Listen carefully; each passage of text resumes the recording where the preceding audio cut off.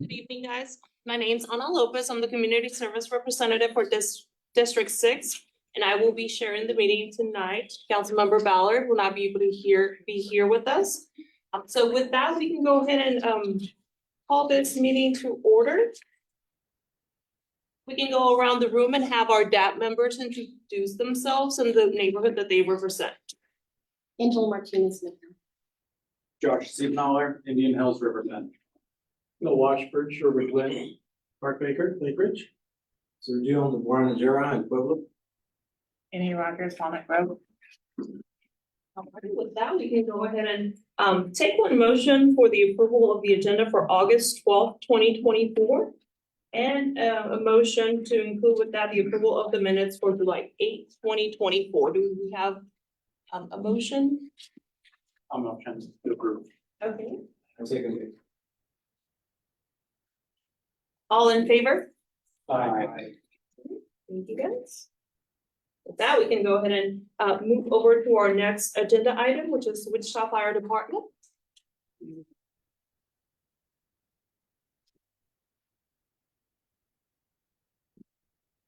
Good afternoon, my name is Rocky Bumgarner, Wichita Fire Department Station 7, which is located at 2346 North Coolidge, tucked right in there behind the buildings at 21st and Anderson.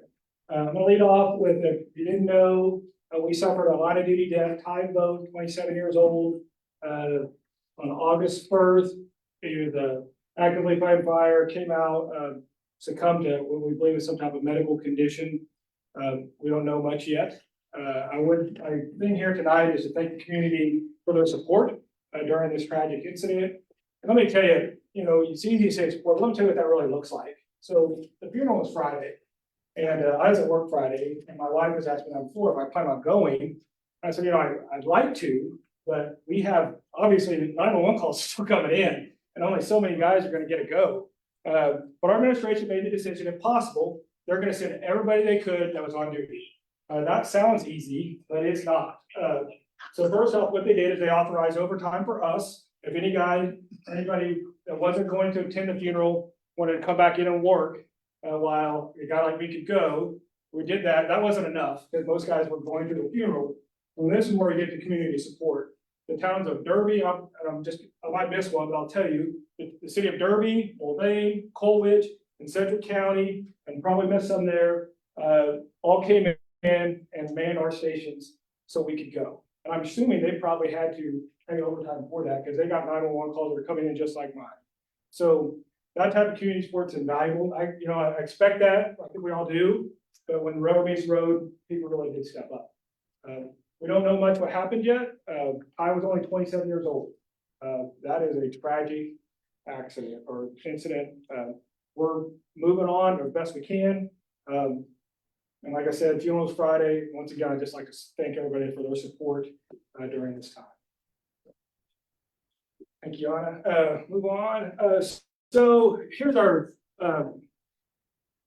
public safety message, and it's about closing your door in the house. If there's a fire in one room, closing the door to it or closing the door to a bedroom, it really makes a huge difference. Here's the stats. There's a sheet that's up here is on the table over there. That first one, if the door is closed, the fire's outside of that room, the temperature in that room will go to 100 degrees. Temperature out there in that fire room is at 1,000.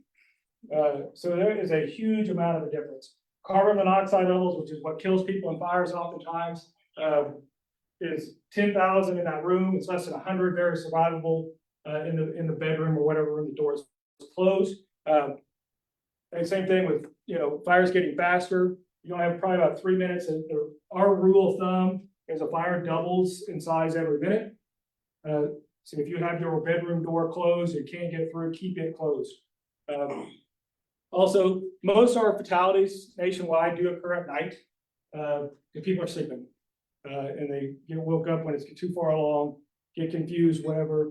The best case, if you can't get yourself out of your own house due to fire, get back in your bedroom and shut the door, and we'll come get you. And if you can get in your bedroom, there's probably a window. There's people get confused. People want to leave in the same path that they always use. The path of travel habit. They forget about windows and things, alternative ways. But if you keep a door shut, it's going to buy you a lot of time. After that, see, and I will tell you, smoke alarms, of course, these, we talk about on these doors, the most common thing I tell people on doors, keeping them closed is really this, keep your kid's bedroom door shut at night when you're sleeping. That'll save that kid's life. I will tell you anecdotally, when we go to fires, you can tell the second you walk in after the fire's out, if the door has been closed when that fire's burning or not. Because there is little to no damage in a bedroom, and the room next door is burned off. Doors will save lives. Any questions? Is that true with just a hollow core door too? Even a hollow core door will do a lot, because, you know, they have to get, to burn off, you know, it's gonna, the flame's gonna have to get to it, so it's gonna block all the heat at least. And most bedrooms, you know, are you still what we call, even a hollow core, a 30-minute door should sustain heat for at least 30 minutes or so. And also, they usually burn off at the top first, and so the heat's gonna cross the ceiling, so it's gonna buy you more time, because most people don't live at their ceiling. So, but yes, go ahead, ma'am. Should you open the window if you're in the bedroom door, or will it set? If you have your door shut, you can. It's a very bad idea. If you're getting out, it's just gonna be open for a second. If you gotta get out, you gotta get out. Open the window, go. But, and that goes along with this. If you exit your house on a fire, shut the door behind you if you can remember. Because then it gets fresh air. And fires like air. Well, I was afraid that it would set the No, fire into the. shut the door first. You can get that door shut. If you can. Let the fire Yeah. department know that you're up there. Yes, absolutely. Yes, absolutely. So I did read most of the full report. And one of the fire reports that I found interesting, I'm gonna leave it at that descriptive term, was somebody sticking a pair of scissors in a toaster Oh, sure. and then leaving the room. The only thing that I found more interesting, and I'm gonna use that term, was on the news this afternoon. I saw that online news from a reputable source, that in the country just south of here, somebody plugged their Tesla directly into a power pole to charge it. And burned up the Tesla in their house. Yeah, I believe it. All right, I'm gonna go to the last one. My last thing, this is fireworks data. We probably should get you this. Hey, there's a handout for this on the table if you want to take it home. Here's our fireworks report for this year. So we start logging when they start selling fireworks, which is June 30th, and we stop on July 6th at the midnight when they stop selling fireworks. So we issued 34 citations. We had one structure, I believe it was actually a garage, with improper disposal. There was a fire. I will tell you this, we worked the 4th of July. There was no structure fires the night of the 4th of July. If I worked a lot of 4th of July, and that's the first thing I can remember in a very long time that we didn't have some type of garage house, something that's on fire. It's almost always improper disposal. It's for the whole So- city? What's that? Are you statistic for the whole city or just? For the whole city. We did 1,600 roughly dispatch incidents, 4th of July for me, starting about 9:30 at night until 2 o'clock in the morning is the busiest time of the year. We'll just get backlogged on calls. And so you got, and then the $10,000 loss, which that would be when you, that one incident that was a structure fire, didn't do a lot of damage, or didn't have a lot of value, one of the two. I don't know. We did have some injuries, 36 people, sought medical attention, 39 from the year before. You see the age range of 22 to 48 years old, 22 male, 14 female. Leading injury was mortar shells, followed by firecrackers. If you look at the numbers, you know, from 23 to 24, we're down a little bit, it looks like. Once again, anecdotally, my field, which is how I operate, I felt like we were down. It wasn't as busy as I'd seen previously. We did have several, in this area, several dumpster fires. And most of those, I will tell you, occur at apartment complexes because it's improper disposal. They've lit their fireworks in the parking lot of the apartment complex, and they just scoop them up and throw them in the dumpster. And an hour and a half later, the dumpster's on fire. We probably went to 3 or 4 of those that night.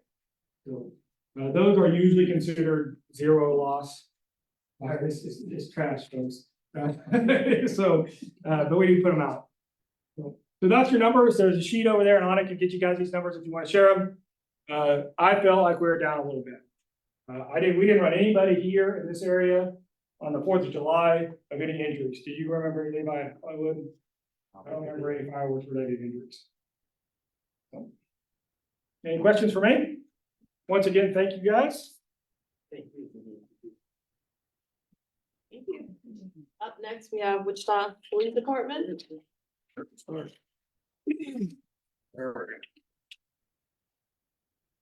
I'll try to be quick.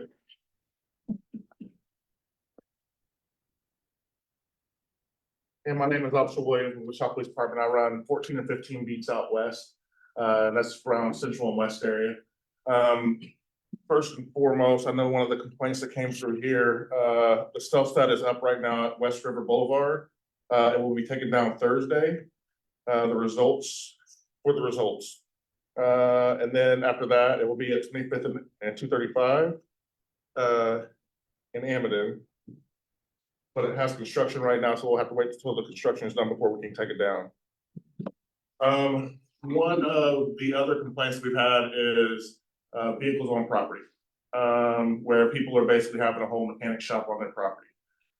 We got 2 locations that we're working on right now at West, one at 3000 West 2nd Street. That one just had a search warrant where vehicles were taken. We ended up taking 6 vehicles, and with that, it's $350 for every pickup vehicle, per the tow company, and then it's $35 every day. So it costs a person that much money just to have those cars on his property when we go and tow them. Now, on the other hand, we have another address at 900 North Hoover, where we have the exact same thing. And we're going to court right now. We're hoping that it doesn't get stuff when we're taking the vehicles away. But we're just trying to get them to get actual locations where they can actually work on cars and not just use them at their house. Is that, I'm sorry, is that address on West Second, the same one that's been Yes, a problem area? yes. Okay. And he still continues to go and get the cars out of, I guess you say hot. But going to get the cars out and pays for it and then brings them right back and works on them again in the yard. So I agree with you. I mean, that's thousands of dollars that you're losing each time. So it's a bad business. Thank you. The big thing for tomorrow is National Night Out. So I don't know if anybody's getting involved with that, but we will be going to as many parties as we can. We'll try to get our officers out, at least over here and over on the west side. So if you have any locations where you're having a party, you haven't seen anybody yet, you can give West Side a holler and we'll come out and have a burger with you. Other than that, does anybody have any questions? Oh, yeah. Is your computer system up now that people can track the calls that you had? When we've had our community police officer come out to our neighborhood association meetings, of course, when the computers were down, she couldn't bring us a report. Yeah, you mean for the stats and everything? Uh-huh. For the stats, everything is pretty much down right now.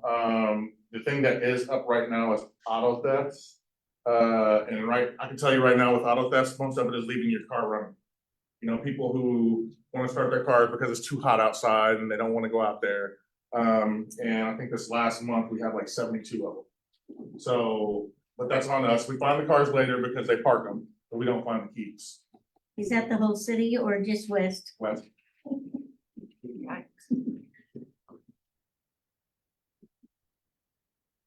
Yes. Have you made any progress with the old West, Red Dot Storage Facility? It's now under new management, under a different name, but it's still operating the same way. Red Dot Storage, Athens Boulevard area. Okay, yeah, that's gonna be on 12B. I'm not It's sure. 3700 something or other, Yeah. West 8th Street. It's a chronic crime facility.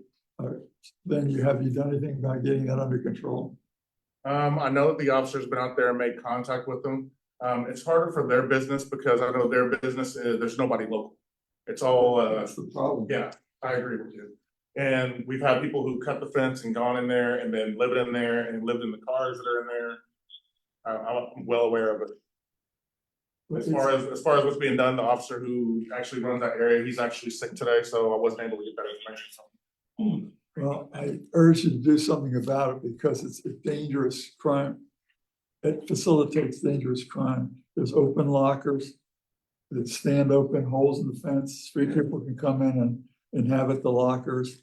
It wouldn't be safe for my wife to go in there at night, for instance, guy could pop out of a locker and grab her or something like that. The fence is often left open.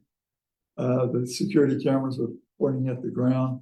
And I'll tell you, I mean, honestly, are you using that area for storage? I do, I have, You do? yeah, I mean, it's my neighborhood.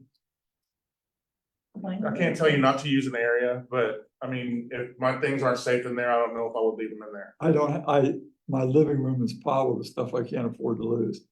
I'm just not physically able to move some of that stuff now, and my son can't come home. So I'm just at the mercy of these people. Well, I mean, if you go to some of the churches, they'll actually help you with, getting some of that stuff done if you need to move. We use them all the time to help us whenever we need stuff moved. They were, a couple of nights ago, I went by the facility very slowly and another car followed me like it was waiting for me to open the gate and was gonna go in. I didn't open the gate. And then a couple came out of the shadows and approached me and tried to let me get in their car. Apparently they thought that they were having a rendezvous with the pickup and they got the wrong car. They were looking at the other one, but they had big backpacks full of stuff with them. And there were lockers cut open, so Did you happen to call 911 on I that? did, and it's absolutely fruitless to talk to 911. I asked them to pass patrol, 6th Patrol West.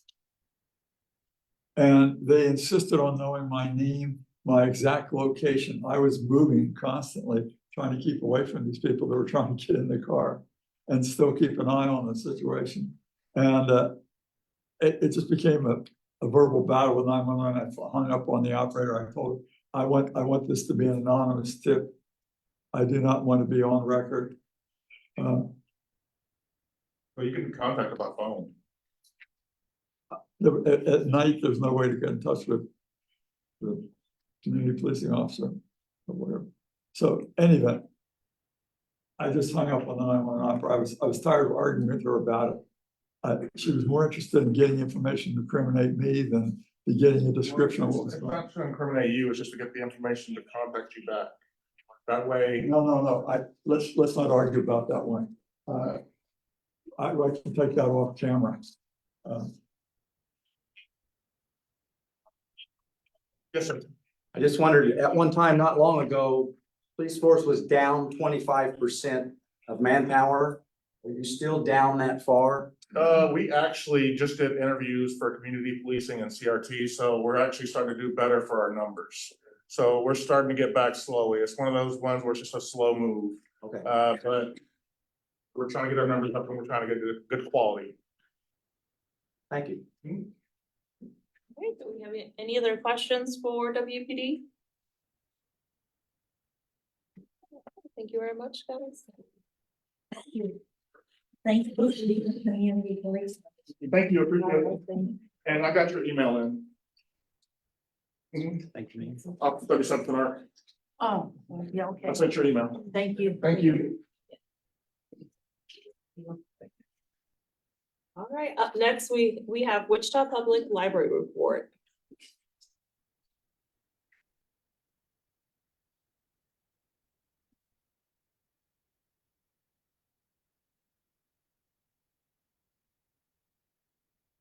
Hi, many of you have seen me before. My name is Ann Ethan. I am currently the branch manager of this branch and the Maya Angelou branch. But I'm retiring next month. Congratulations.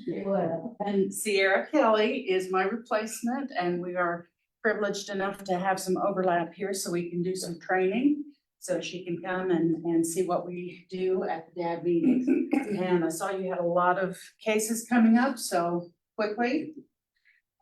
August is usually pretty quiet for library programs. We've just finished up our summer reading program. Tomorrow is the last day to come in and pick up your prizes if you've got any children enrolled in summer reading. Last month, I mentioned that we had gotten 5 blood pressure monitors have been donated to the library for checkout. After that, the folks approached me and asked if they could donate 5 more to live here at Evergreen, and we said, of course. So we now have 10 blood pressure monitors that can be checked out. Right now, they're all checked out. There's a very short hold list. I wanted to check one out and bring it and show it, but I'm still waiting. But once they work their way through the holds, they'll actually be here available for this community to check out, just walk in and check out. Bilingual story time starts back up in September 12th. And any questions?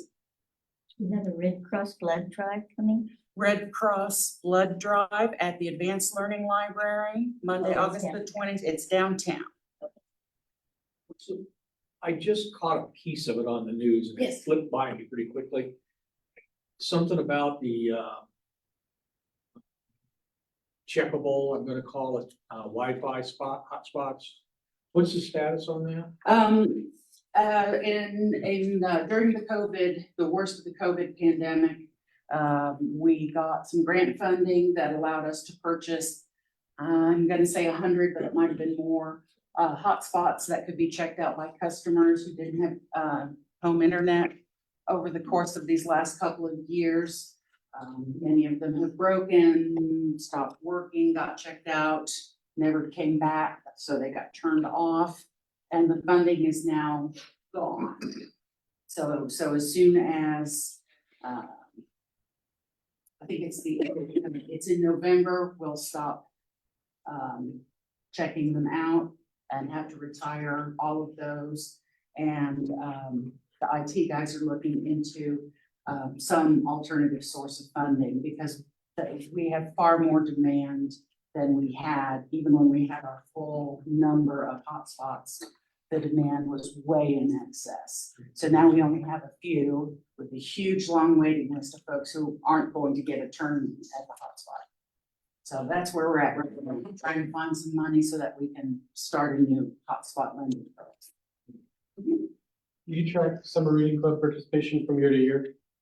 The library does. If you have a question, I'll make a note of I'm it. just curious if it's relatively steady, up, down. I think it was up a little bit this year, but I'd be more than happy to bring some numbers next month if. And, Anne, are Yes. you getting any kind of feedback or being able to refer people to the new solar powered one that's over at the Evergreen Rec Center in the parking lot, right? You know, I haven't actually spoken with anyone who's used it, but for those of you who don't know, the library is starting to install some solar powered Wi-Fi spots, benches. And there's one over we stopped by the other day to take a look at it. If you've got your USB cord with your phone, you can just plug it in and charge it and use Wi-Fi right there. We have 3 in the city right now, and the plan is to add about another 9 or so, so that they'll be sort of scattered all over town.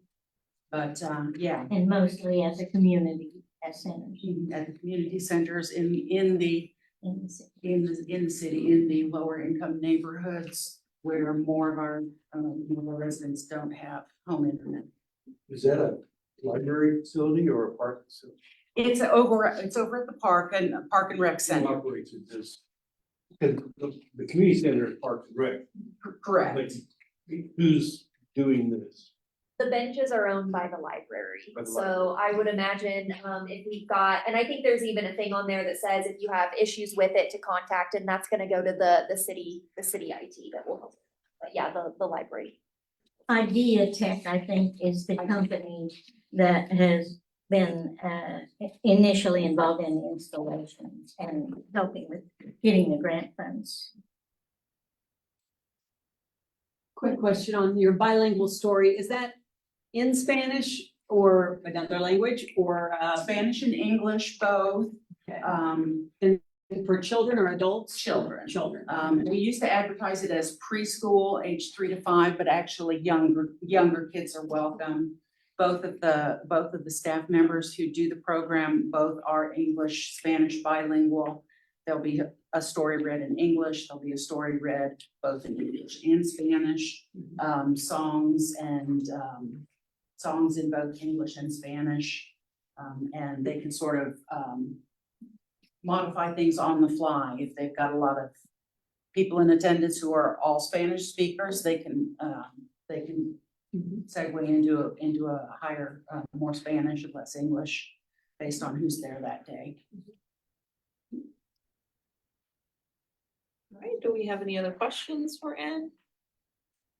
Is there going to be a celebration for your retirement? We are gonna have a reception here on September the 12th on a Thursday afternoon. I think the library is gonna spring for punch and cake or something like that. But yeah, I've been here for over 10 years. And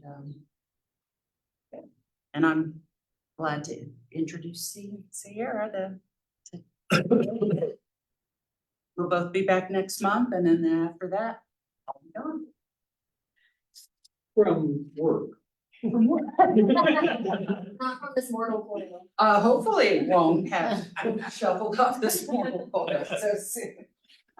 Yeah, I'll be retired by the time the October meeting comes around. Thank you. Thank you. Oh, thank you, Ann. Next, we have our Public Works and Utilities quarterly report. Yep. Greg Jansen, Public Works and Utilities. I've got two things I want to do tonight. So I'm going to cover the quarterly report for capital projects going on within the district.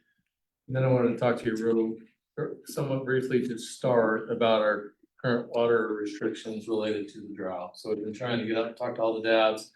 Sure you've heard a lot about that, but I kind of want to talk to you about a few specific items. So starting through the project list, we've got the Delano Path, just north of Douglas, starts roughly at Sycamore, goes to west of Seneca. Well under construction, if you've been that way, especially see where the crossing is at Seneca, there's quite a bit happening.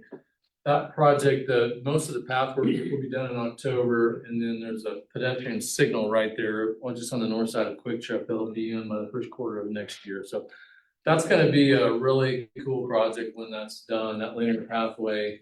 It includes some additional parking along the way. That's the old street right of way that was back there. Kind of looks like an alley through that area. It'll connect all the way over to the river. And at the west end, where it stops at Seneca for now, eventually we will have a combination of on-street and off-street bike paths that will take you all the way out past Callaghan 235 to connect to what's called the Prairie Travelers Trail out there. So it's going to be a really nice connection when we're done with that. That's the first piece of it. We are doing some work on what had been the parking lots over our reservoirs straight west of the Indian Center. Used to have been parking for the Indian Museum. Those reservoirs were not built to have that parking long-term over it. And it started to cause some structural issues. Nothing major, but enough that we saw that we need to get them off of there. We have 5 underground reservoirs in that area that provide 35 million gallons in storage, which helps us meet our demands, especially during the higher demands during the summer. It's a critical part of our water distribution system. So we got the parking lots removed. We're doing some work on the tops of the reservoirs themselves. We're going to put some membranes over them and then bury them again. Right now, we're just going to put back some grass, nothing fancy, nothing that has to be irrigated. There's some other work that has to happen in that area related to the same thing. We've got a new water treatment plant. It's coming online in April. That treatment plant is still going to send most finished water to the pump station that's on the current campus of the current water treatment plant. So those reservoirs are going to continue to be used. We're making some additional improvements to help with water aging. Anyway, there's some work that has to happen in that same area through 2026, part of 2026. We're going to start working on a plan to figure out what to do with that area when we're done. It's no longer going to be allowed for parking. We'd like to make it some type of interpretive area. There's been talk about having a bee garden out there, maybe some natural pathways, but it's going to be an opportunity. I've been working with Vice Mayor Ballard to start looking at what we might do there, and it's something we would bring to this board at some point. So a lot of planning yet to do, still a lot of work to do in that area. Is there possible ideas about how you will replace the parking for the Indian Center? So Do you have possibilities? we do have one, so we've been looking at that for some time. And within that area, there's not a lot of options for adding that kind of parking. We do have funding in this year's capital improvement program, assuming that the city council approves that a week from tomorrow, to extend the Exploration Place parking lot further west. Kind of familiar with that area. There's some green space further west. We can add 100 places there. And working with our Arts and Cultural Services Director, Lindsay Banaka, and those who run the Indian Museum, they've got golf cart access across the Keeper Bridges and back through that east entrance that they think will work pretty well. They've been utilizing some of the Exploration Place parking now, and this would add to it. So I think for right now, it's the best we can do. Transit for some time now has extended their queue line into the museum district, and they've had pretty good ridership on that too, so. I'd like to back up to the top, the first item. Just a quick question. Is there any traffic pattern changes that are gonna take place on Seneca as a result of that project? It'll stay 4-lane? The Seneca traffic will stay the same. Okay. There was an existing median there that we cut out. Yeah. To make that, but we're not changing the lane configurations. We can if you'd like. Thank you. Why did you make it weave back and forth instead of just a straight shot? I looked down that path and it's like some drunken plan. It weaves back and forth. Careful, that was his. So I can, no, I'll tell you, the half jokingly and half not. So as an engineer, the best way, I've always said, even when I was in school, the best way to screw up a project is to get an architect involved, right? So, but and I'm mostly joking about that, but in working, so you'd be surprised over the years of what we've heard from the public about how they don't like straight paths. It's not aesthetically pleasing. And that's literally where most of that comes from. So, and here's what it does too, is it creates some opportunities for landscaping, for some aesthetic improvements that would be different than if it was just a straight path. So it's gonna look really nice. You're not the only person that said that before. We've got some sidewalks on our arterial streets that we put some curves in and got the exact same response. Does it look like somebody was drunk when they designed it? So You're trying to That's ride Dennis bikes Lee, against Goddard. yeah, so I've seen that too, but yeah, like I said, it creates some nice opportunities for landscaping, for some amenities. There'll be some pause points there with benches, lighting, and it's just kind of, it really adds to the aesthetics of the project. That's the whole goal.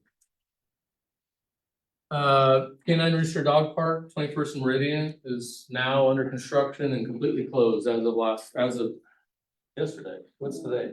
Monday? As of today. Today's August 12th. I'm losing track of my days. We started some work last week. The park's completely closed starting today. Contractor put some signage up. Hope everybody saw it. We tried to put that on social media. That was done in an effort just to get the work done quicker. So you'll see that they're building some berms there on that north end to plant trees on eventually. There's work related. There's been some real perpetual drainage problems out there. So that's on an old landfill. And that adds to some of the challenges of what we can do permit wise for drainage. But we are putting in a drainage system. We're doing some things basically with the surfacing to make that really durable and to make it last a lot longer. It's gonna be a really nice project when it's done. We will be done with that project yet this year.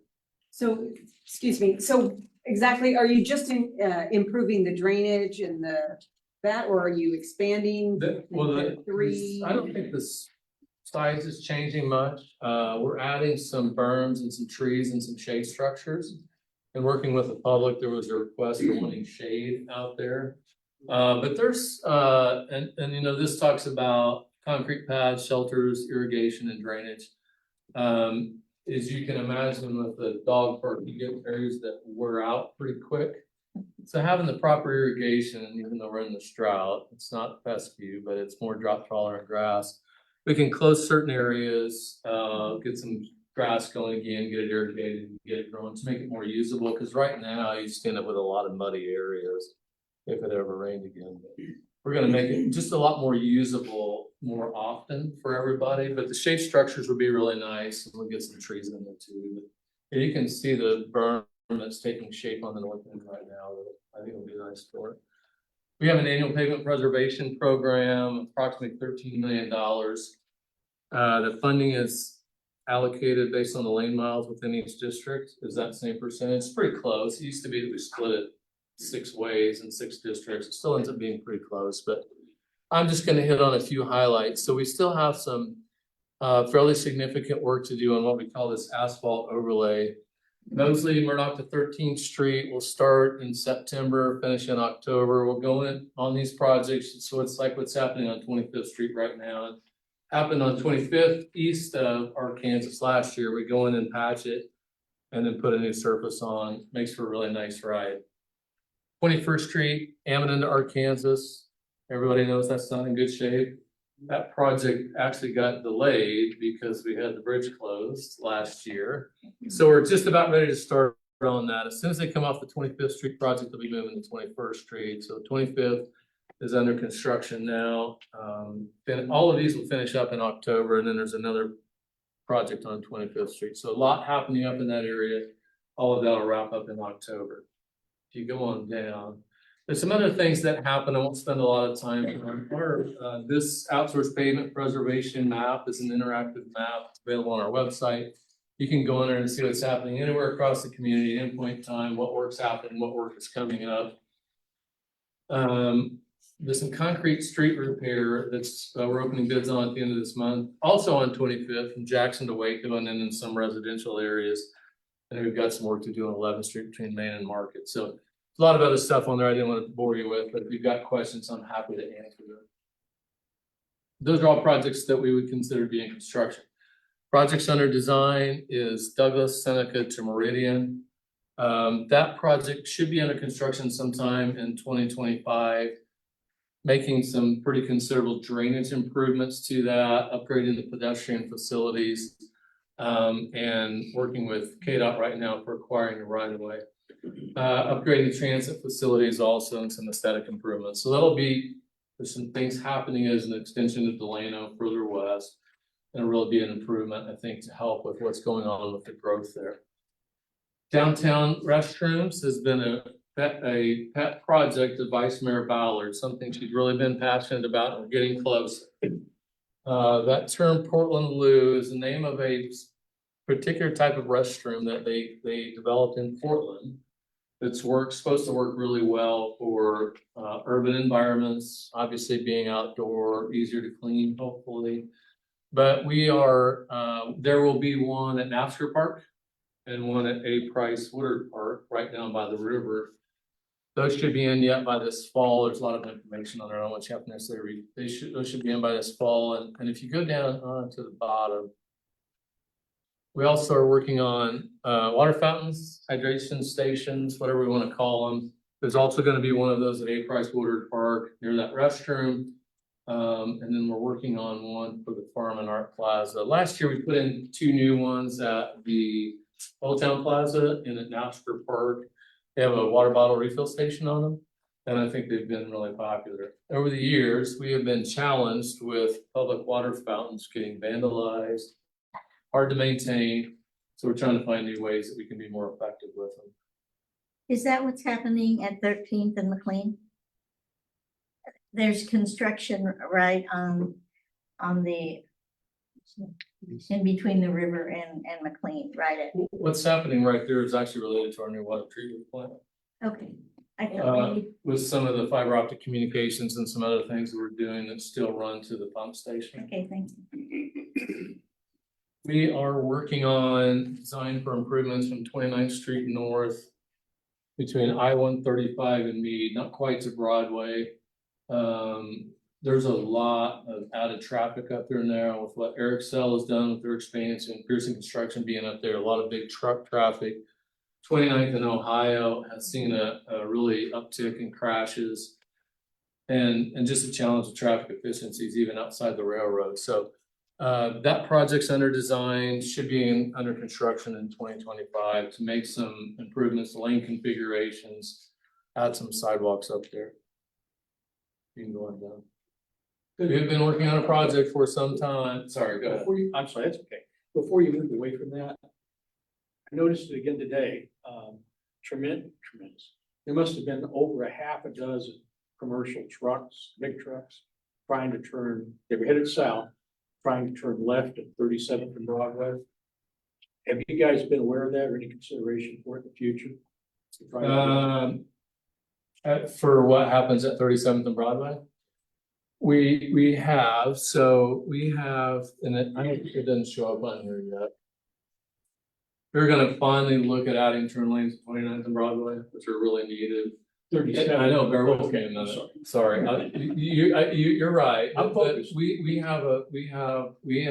we're awarded some funding from the state to add turn lanes at 29th and Broadway. We've always been challenged because of proximity to the railroad.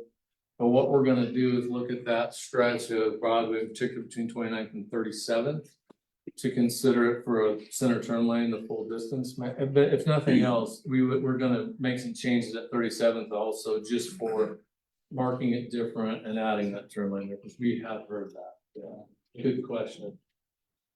We've been working on a project for some time to make improvements to Hoover from 21st to 29th, straight north of where our water treatment plant is. We got hung up on some drainage concerns, necessary right-of-way needs, even though we narrowed the project down. Right now, it's just an asphalt mat with ditches. We would make that a 3-lane roadway with underground drainage. One of the nice enhancements with that project is a 10-foot wide path on the east side. Right now, there's a path that goes from 29th up to K96. And then we want to extend that south all the way to Sedgwick County Park. So it'll go right by our water treatment plant. Eventually, when Crystal Prairie Lake Park hopefully gets built, K96 and Hoover, that path will extend from between parks, Sedgwick County Park to Crystal Prairie Lake Park. So as a side note to that, we started working on a project to extend that path. Right now stops at the south side of the K96 interchange. We're going to extend it under K96 and all the way up to 45th Street. With a parking area right there so that folks can kind of start using that area. So that'll be a nice improvement. But this should be coming in 2025. We made improvements to 21st Street from 135 over to the Chisholm Creek Bridge. We're working on extending that all the way over to Mosley. You're aware of that Mosley intersection is really, really bad. And it's the one that if you get stuck by a train, which I'm sure you've been stuck by a train, you go down the wrong side of the road and turn, right? I've done that anyway. So we're gonna make that a 5-lane roadway so that you've got that center turn lane. It's not just for that. So you've got that center turn lane to safely make that maneuver then, because it's gonna be a long time before we fix the train issue. But those improvements are coming, and I think it's really necessary with the development that's happening in that area. And trying to get some right of way wrapped up there so we can get moving on that in 2025. We are building a new transit facility, a multimodal facility, immediately northwest of the baseball stadium. So if you've been out to a Windsurge game, there's a big gravel lot out there that's going to be replaced by our new transit facility. Current transit facility is downtown by the arena. That will go away. Right next to where the new biomed facility is being built, it's going to become part of their campus. So we're opening bids on August 23rd. We hope to have construction done by the end of next year. It's going to be a really cool facility. What's currently at the transit facility now will move over there. We'll have electric vehicle charging stations, some pretty cool upgrades and amenities for those who use the transit system. Currently looking at a rerouting study for our transit operations, so hopefully that all times together pretty well. How old is that? Remind me, how old is that transit station downtown? I would be absolutely guessing a number. I have no idea, but I can find out. Sorry, I wish I knew. I'd like to know. I'll find out, and I can let you know. Okay.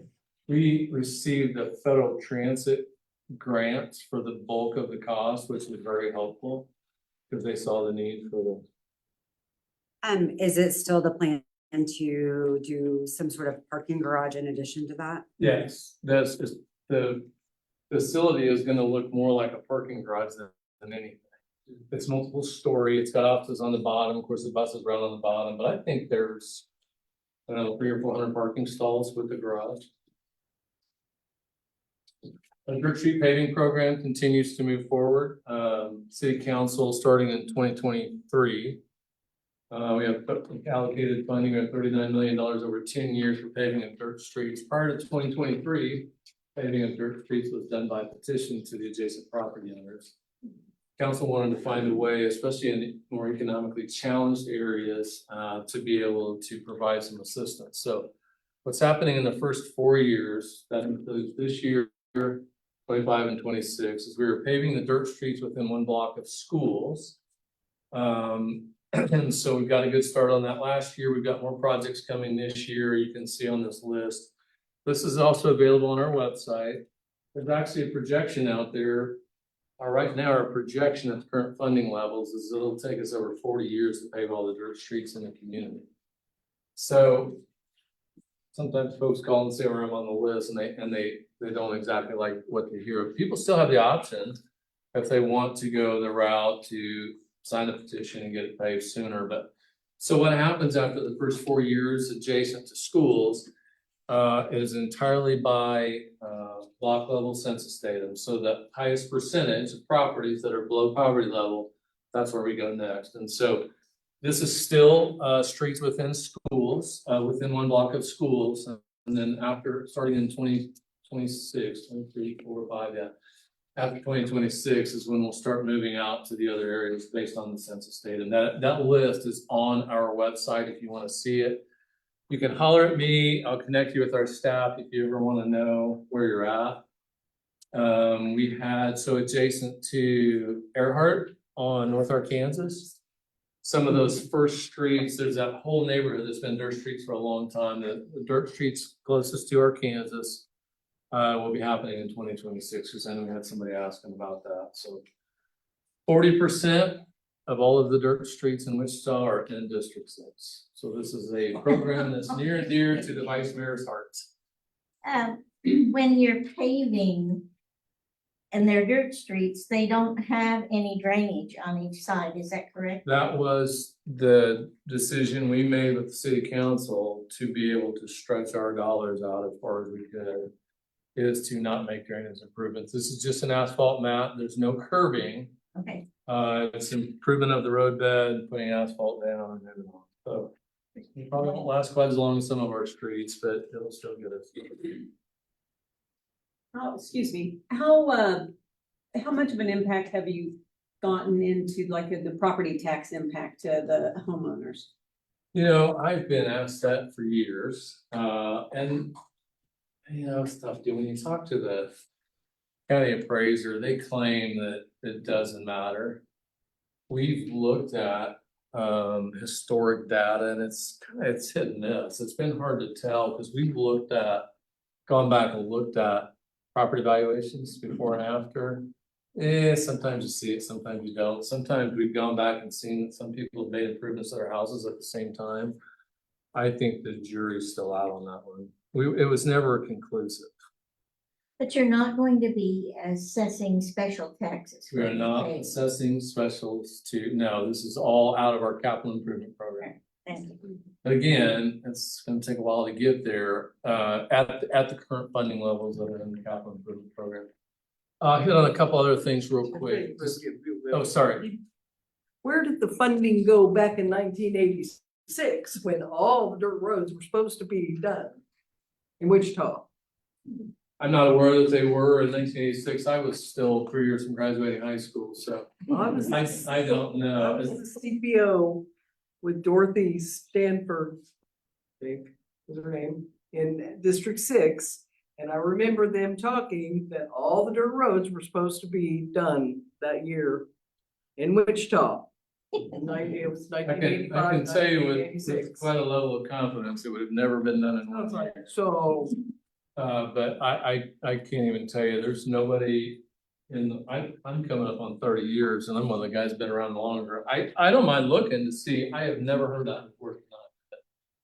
I think that would be a challenge to do. And I'll tell you that our community was developed on this whole notion of special assessment. Almost every single neighborhood in this community, water and sewer was extended and streets were paved, and the cost was assessed to those who benefited. So I'd be surprised but who knows? I would have never thought we would be talking about Dirt Street paving the city is paying for right now, so there could have been, I just had never heard that. Why should some people have to pay and none others? What was that? Why should some people have to pay? I got assessed when they put in, In my last house in Wichita, I paid for the street in front of my house, so.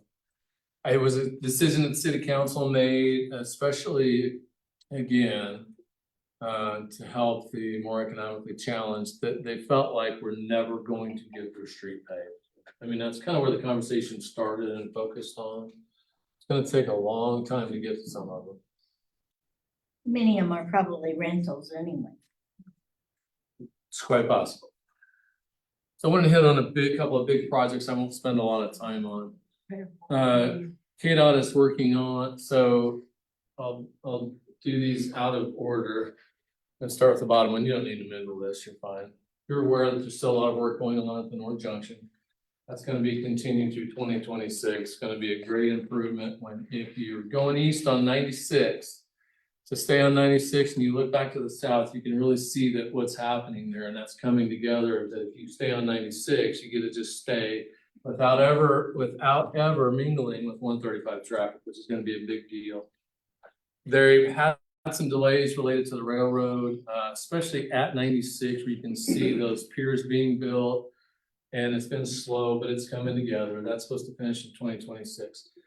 KDOT's currently designing the next improvements to East Kellogg that'll start at K96 and go out past 159th Street. So it'll build interchanges at 143rd, which is really dangerous right now.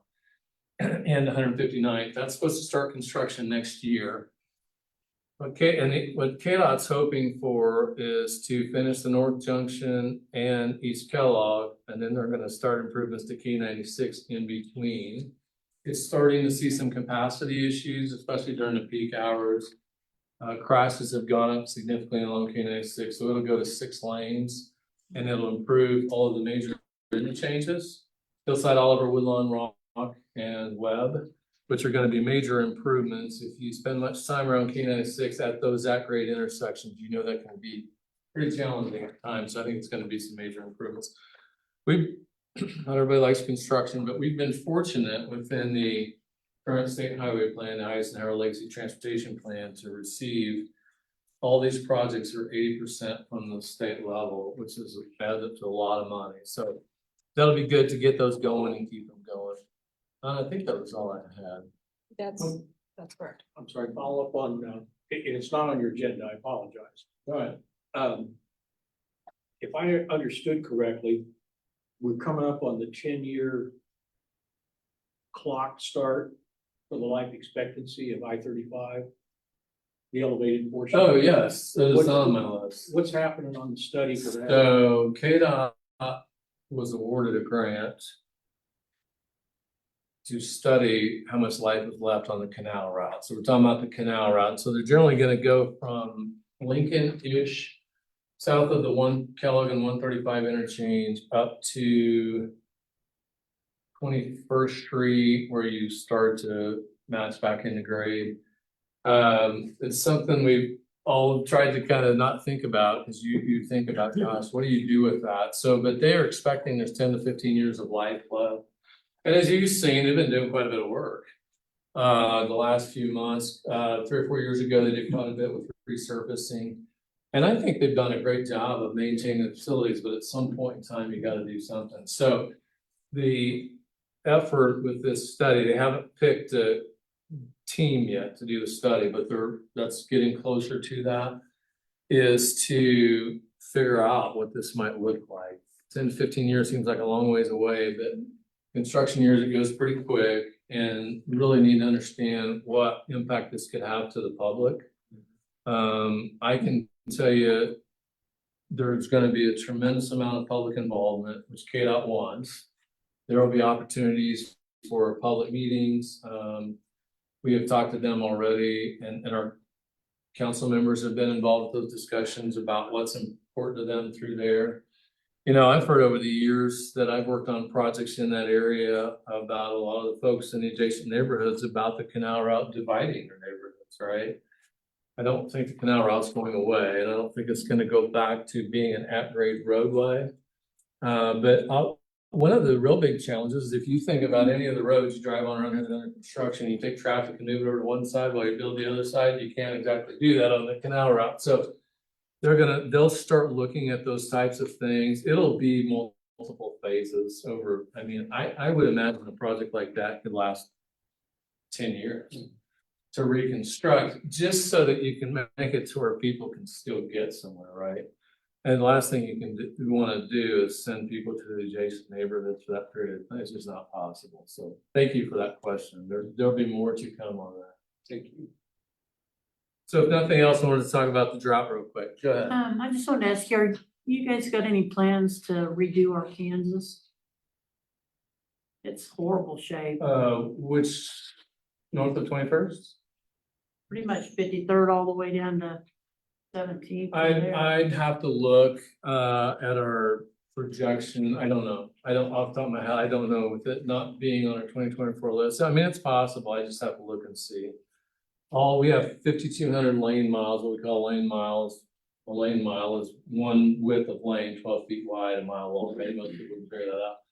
5,200 lane miles of roads across the city that's continuing to grow.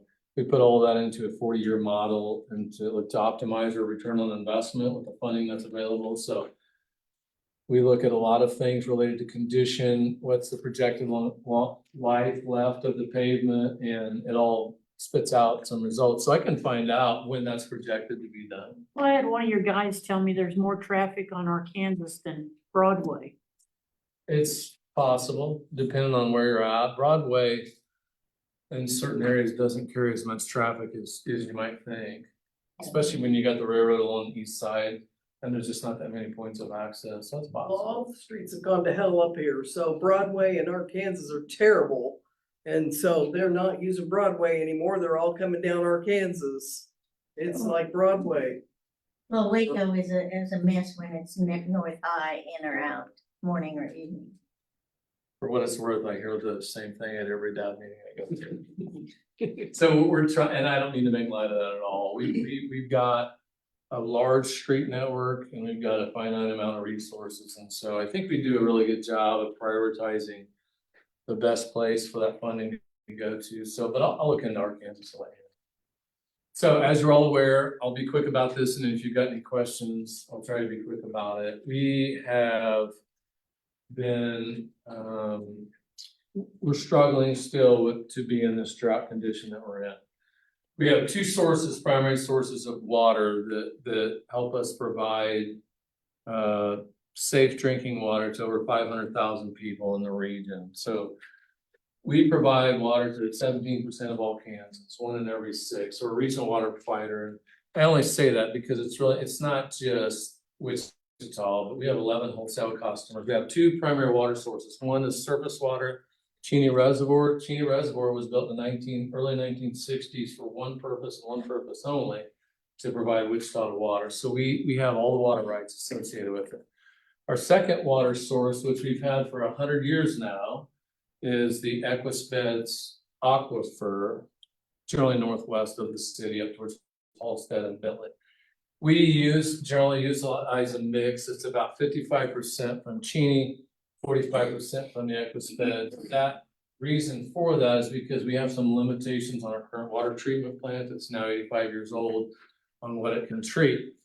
So here's the fact of the matter. Since 2022, we are almost 23 inches below average precipitation in the Cheney watershed.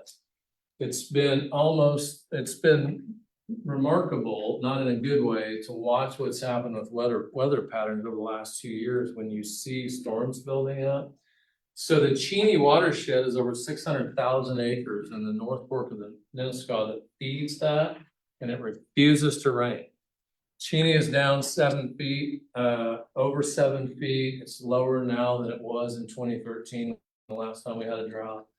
Truly historic levels that we haven't seen. In 2013, for those of you who remember, that drought was wiped out almost literally with one massive rain event, which we keep hoping for. But, even this last weekend, it was supposed to rain, we didn't get any rain. So in January of 2023, as a result, let me back up, as a result of that drought in 2013, we developed a drought response plan that the city council codified at the time, that's part of local statute.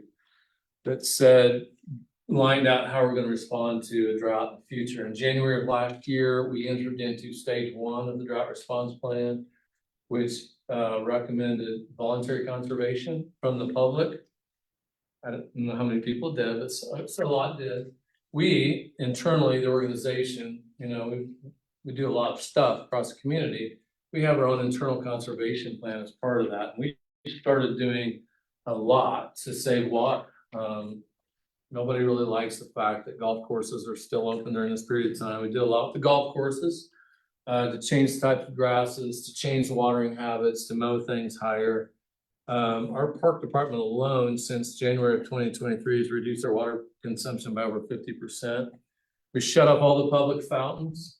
Even though they generally use a recycle system, you gotta have water to fill them up. With the wind and the heat, they still lose a lot of water. We did a lot to start lowering the amount of irrigation we did at public facilities. City of Wichita owns and maintains over 500 buildings. A lot of them like this that might have irrigated lawns.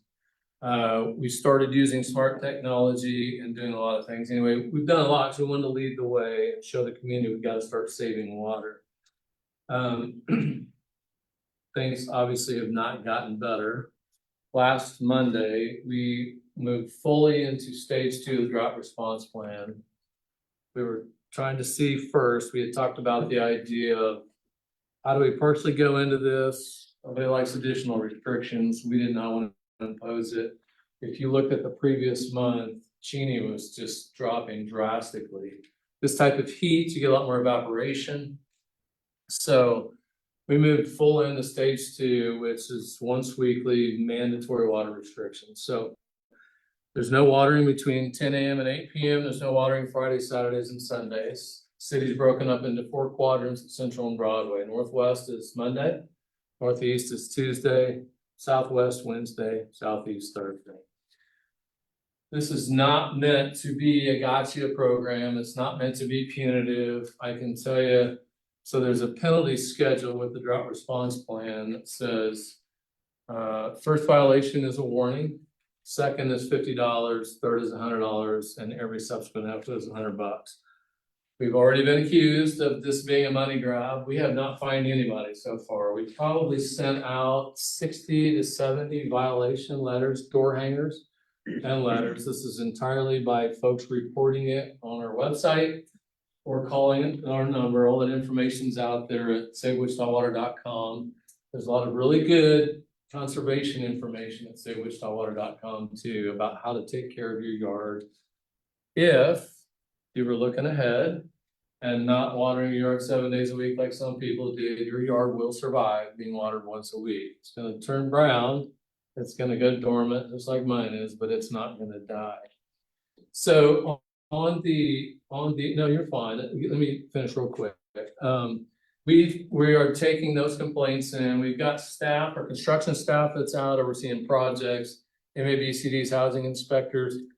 They're just watching where they're at. If they see somebody watering who shouldn't be, they'll do a door hanger. We are not being proactive. We don't have the resources.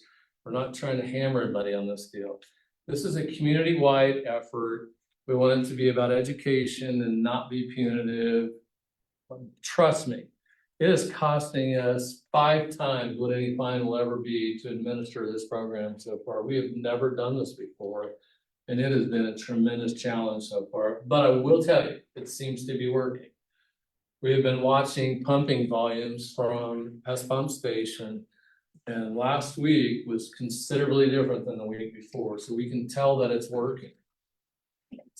The big benefit here that's coming, this help on the way, is this brand new water treatment plant we've got that we're scheduled to bring online in April. Construction is done with the plant. We're doing functional testing now, the equipment. So we'll start performance testing in November when the water's available. And when we bring that plant online, we can actually treat 100% groundwater if need be. So we can shift that burden and stop putting so much stress. We can at least slow the decline of Cheney, and we can start treating more groundwater. Our Equus beds, aquifer is fortunate that we have really good geology in the area and it's pretty naturally recharging with the Little Ark River. We have aquifer, what we call an aquifer storage and recovery project, very innovative project that was people have tried to replicate nationwide, where we take water, high water from the Little Ark River, we treat it, we inject it back in the ground, and we bank credits for any time we would get into long-term drought, which this is not yet. But what it's done is helped tremendously with the health of the aquifer. Right now, it's almost 93% full, which I think is pretty remarkable considering what's happening with the surface water at Cheney. So one other thing I want to mention real quick. So there are some exemptions to the watering. Businesses whose core economic activity is from the use of water are exempted. Car washes, nobody likes, I get it.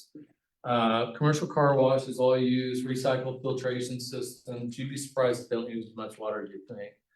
Sod shops, landscape companies, nurseries, golf courses, all these that employ people. The whole idea was we're going to try to keep people in business, so they're exempted. Also, there's one exemption. If you have a food producing garden, even in your backyard, you can continue to water that garden. Ideally, we do not want you to crank up your irrigation system and water the rest of your yard at the same time. It's to be by hand watering or drip watering, but we don't want anybody to lose their garden, especially because some people count on that, right? So there are some exemptions.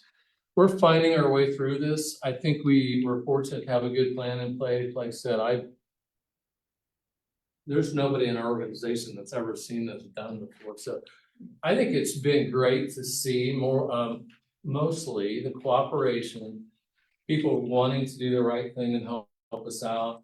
There are those who don't see it that way at all. I've had people call and say, I'm gonna water every single day, you're just gonna have to find me. So I send their address to our business ops people. Anyway, I think that was all I had for During the hot weather like this, I give my dogs a bath. I don't take them to the dog walk. So that. You know, we're Of course, asking. it's once every 2 Yeah, weeks. so. yeah, you know, the best thing you can do is anything you're gonna do outside is to do it on your day, right? Oh. But there, you know, we see 20% of annual water usage is mostly related to outside irrigation use during the hotter months. We can attribute most of it. Now, there are companies, larger companies like Spirit and others, that see a pretty sizable increase in non-discretionary water use during the hotter months because they've got chillers that they need to get water to cool their equipment and continue running their business. Most of it's trued out with their water use. You know, we're asking everybody to use their best judgment. But if you can do it on your day, it's ideal. So I actually mentioned this a few weeks ago, but I've been surprised that we haven't had some more aggressive restrictions like in the last 2 to 3 years. I lived in Texas for a long time, and it was just commonplace that you would have sometimes be a 2-day restriction or a 3-day restriction. It felt really big to me as a former Texan to go from basically no restriction to 1 day. I'm wondering if there's a chance to maybe revisit that schedule so that it might be, because this isn't going to change, right? Like we're going to have to engage this kind of conservation continually. I just wonder if there's there's any appetite to relook at some of that scheduling, because it does seem it felt a little stark to me. You're not the only one who said that. What we thinks, well, not so far, we haven't had a chance to really dig in, is the challenges with enforcement. If it's anything but 1 day, that's the hardest part, because if you say now that certain areas can do it this day and this day, man, it makes it tough to follow. Not that it can't be done. You're not the only one that's asked that question. We had hoped, we had this desire to kind of work our way into that. But we had put together a plan that actually said we want everybody to go to 2-day. We weren't going to enforce it. Man, things started getting so bad so quick, more so than we had seen at Cheney. We thought we were just going to move into this. I hope that since we started back in January of 2023 talking about the need for conservation and moving into stage 1, that people started going that direction. Because ideally, I've got a nice green yard at home, I did. And I'm actually on a well, but last year I'd gone to watering 3 times a day and it was still green as can be, so. My yard's hanging on well, and I'm not trying to preach at you, but our hope is, our thought is that people are gonna be looking ahead and planning for that. So that one day isn't quite the impact, but I'm here to tell you, when we come out of this, we have a whole list of things we're gonna continue to reevaluate, including that. On the note of more aggressive enforcement or aggressive measures, my entire neighborhood has their own private wells. And so I get up 6:30 in the morning and I work from home, so I'll see in the middle of the day folks are watering their lawn just like everyone. So I am also curious if there is an appetite or even the legal possibility of perhaps restricting private well usage as well, because that's the same. Good question. Well, I'll tell you how that works. Good question. Wells are exempted, and here's generally the reason why. So if we call it kind of this local well field, if you're right, under the city, it is hydraulically connected to the Equus beds, right? However, even with all the wells we have here, it is hard to even measure the impact. The aquifer here overall will drop with the heat. There are people who have said their well dried up just because the overall aquifer dropped due to the lack of upstream moisture. The big Arkansas River does a really good job of recharging the local well field, and we can see proof of that. And over the course of time, we can look at record data for years and years and years and see that local wells effectively have no impact on the Equus beds aquifer. To that degree, we would be better off if there were more wells that would take stress off of Cheney. Most people out east, especially northeast, don't get the benefit of a well, right? Different soil types, further away from the river. Coincidentally, quick side note, last Tuesday was the northeast zone. We started to see some pressure issues in the northeast zone because every single person out there was running their irrigation system at the same time, which is good. We knew that they were doing it, but we actually would not push back on there being more wells because it has no impact on our Equus beds, and we've been able to prove that. But for now, I will also tell you, this is going to sound very contradictory to what I just said. We're encouraging everybody to conserve and to back off, especially from an optics perspective, right? And the ordinance requires if you have a well, you're supposed to put up a sign. You would be surprised how contentious that has been. I have been cussed at and abused about the overreach of the government, telling people to put up a sign. I said, come on. It makes it easier on all of us. If somebody's driving by and sees you're irrigating, oh, they got a well, I'm gonna move on. How about being a good citizen and a neighbor? Like, isn't that worth taking care of your water supply? Some folks got really creative. I have to resist as a city employee to tell people to be a better person. We have to take your drink out of Summit on Sunday. You're done. Yeah.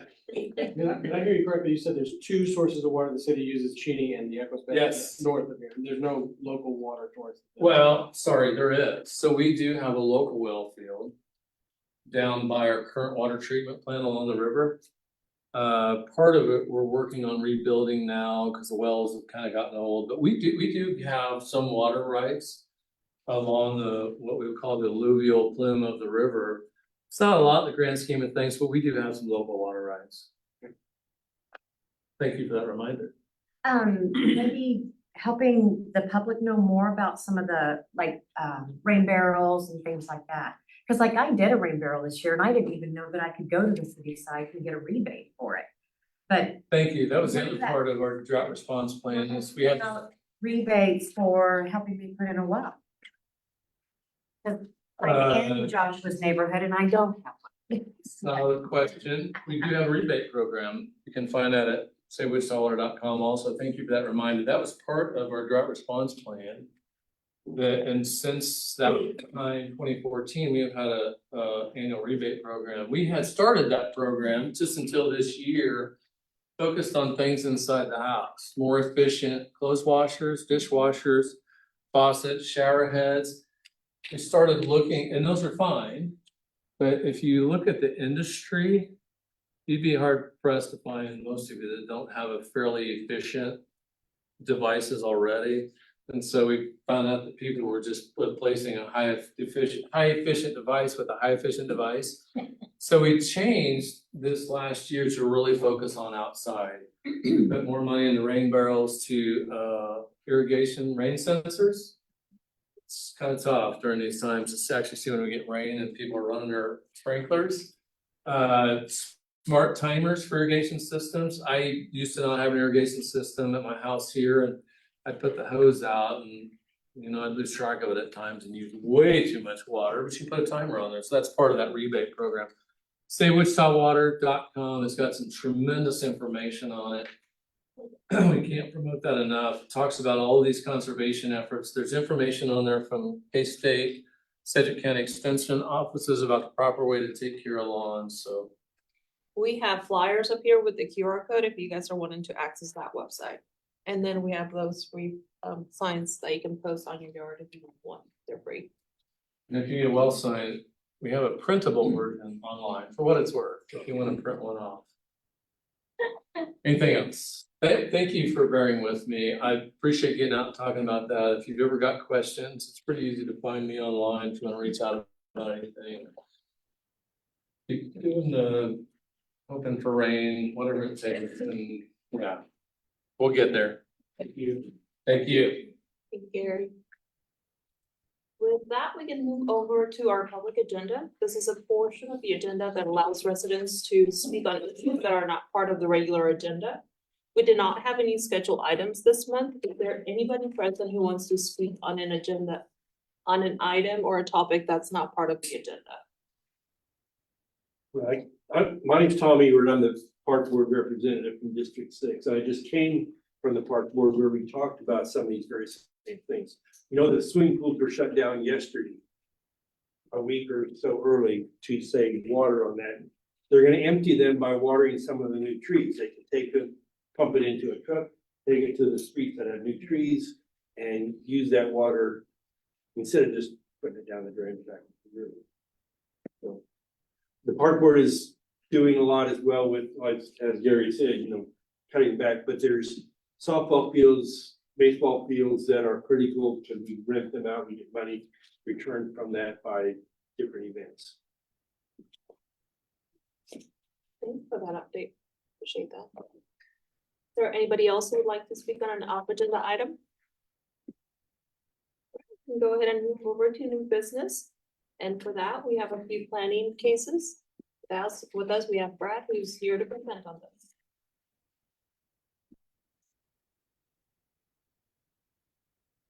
All right, good evening, everyone. My name is Brad Everly, Senior Planner for MAPD.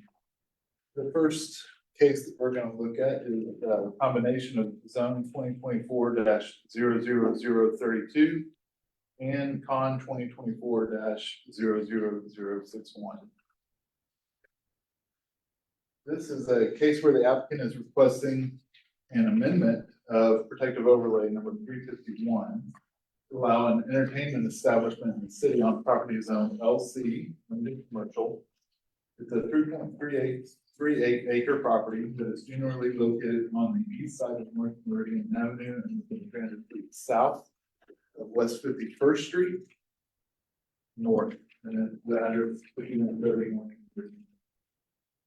The applicant is also requesting a conditional use to permit an entertainment establishment within 300 feet of a residential zoning district. Currently, PO number 351 allowed for all uses in the limited commercial district with the exceptions that are listed in the staff report, which are more than I want to go over right now, but if you want to see them there. One other thing is that restaurants that serve liquor can be developed. Sorry, restaurants that serve liquor can be developed and may serve liquor as long as food is the primary service of the establishment. PO number 351 originally prohibited entertainment establishments in the city as the use prior to the definition of use changing in And so again, as most of you probably know, the Wichita City Council approved changes to the UZC to define entertainment establishments in the city as a venue that allows alcohol and live entertainment with a maximum capacity of less than 300 people. The UZC also requires conditional use for outdoor service of food or drink as an accessory part of the operation of the entertainment establishment if the property is located within 300 feet of a residential zoning district, shall be subject to the conditions listed in the staff report. Some things about the site itself. So the first thing I want to talk about is parking. Right now, currently, the site has 51 parking spaces. And that means that, so the parking code requires 2 spaces per occupant. So that kind of limits them to about 102 people at a time. If they have the space for, say, 200 occupants, then they would have to increase their parking in order to fulfill that capacity. Right now, it's set at 51. They know that, and they are fine with kind of keeping it at that capacity. This is an existing business? Yeah, it is. They are currently occupying the building that is there, but they are just wanting to add entertainment establishment as part of the other uses that are already being established. What is the business? I will let the applicant's agent. Oh, I'm sorry. They're here. Can we finish the presentation first? The subject site does border SF5 single family residential district to the north, east, and south, which is within the 300-foot threshold requiring conditional use. Therefore, that's why we have that. So that does also mean compatibility noise standards do pertain to the subject site since it's within 500 feet of the property zone, manufactured housing residential restricted. That basically is saying that even if they are allowed outdoor entertainment, say you're suggesting it's okay.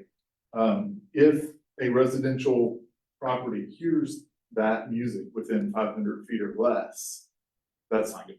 So they need to keep the music down so that the residential properties do not hear the music. So essentially it leads to no amplified music or microphones. So that's what kind of that compatibility noise standard means. The property is surrounded by a contiguous tree line that was deemed to meet the screening standards of the UZC when the property was rezoned. And protective overlay 351 was established in 2020. So we're fine with the screening that is currently there with the tree line. Property to the north and east is zoned SF5 and is developed with agricultural fields. Property to the south is zoned SF5 and is developed as agricultural and a drainage swale. Property to the west across North Meridian Avenue is zoned LC and is developed with agricultural fields. And the property's barn is approximately 460 feet to the nearest residential building. On December 15th, 2011, the property was platted as Lot 1, Block 1 of the Bow Lane Edition. And then in 2020, again, the subject site did receive the zone change from SF5 to LC with the protective overlay. North Meridian is a paved 4-lane arterial with sidewalks on the east side, and all municipal services are in place and can accommodate the required services to the site. Wichita Transit does not serve the subject site. If we can go to the, oh, she's not here. Well, the future growth map does show that the amendment to PO 351 is in conformance with the comprehensive plan. The plan identifies the site as new residential. That category is described as follows. It encompasses areas of land that likely will be developed or redeveloped by 2035 with uses predominantly found in the residential category. Pockets of major institutional and commercial uses likely will be developed within this area as well, based upon market-driven location factors. So this area is realizing a lot of new urban development, and the proposed amendment to the protective overlay and the conditional use provide the change of use that the location that will support the overall spirit and intent of the comprehensive plan to promote a new development within the city. So, maybe I'll just, y'all care if I come over here and just kind of scroll down, show you some side pics? And I'll apologize. I'll apologize to Hannah when she gets in. So here's that future growth map showing new residential that can be also used for commercial. And then Hannah, I stole your job.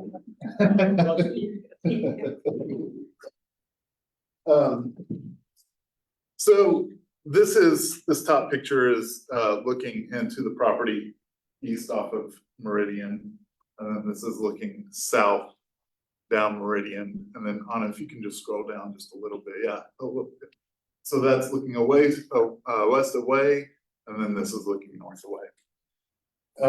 So based off of the information, staff does recommend approval of the request, subject to the conditions listed in the staff report and to the revised language of protective overlay number 351. One thing I would like to mention is that the owner has and an agent have had talks with neighbors. And so the very first condition in protective overlay number 351 is that outdoor entertainment hours shall be between the hours of 12 p.m. noon and 10 o'clock p.m. The agent and applicant have been okay to change that from 10 a.m. to 8 p.m. just to make the hours a little bit more conducive to the neighborhood. And with that, I can stand for any questions. I've got a couple. I appreciate you clarifying the date of the first change. I was off very long, by a year. The distance from the new church that's about to be built, are we in compliance for code on that? I'm not aware, so when I did this report, there was nothing that showed me that a new church was gonna be built there. I personally wasn't aware of it. A lot of people seem to be very aware of it. But so when I wrote this report, there was nothing that I look at that tells me that this was going in. So because this is going in first, this kind of beat them to the punch a little bit. It's kind of a moot point, but it would still cover that if they're within 300 feet, which I kind of doubt that they are. But because they're getting conditional use, it really would still stay the same. Is it 300 feet to the perimeter of the building or the property? That's from property line to property line. I guess I'm a little concerned because they have an active building permit, why it would not be taken into consideration. Well, I don't look at building permits when I write these reports. I understand that, I'm just having that conversation. Yeah, no, I'm just explaining that when I get a report for a project, there's no impetus for me to check current building permits. It's not something that we do as a staff. Maybe that's something that we should be doing in the future, but it's not something that we check on. It's not something that we, that's required as of yet. But yeah, so what I'm saying though is regardless, they are asking for the conditional use. So it would kind of de facto include the church because it's for churches, parks, residential districts, all of the above. Where's the church going? Across the street.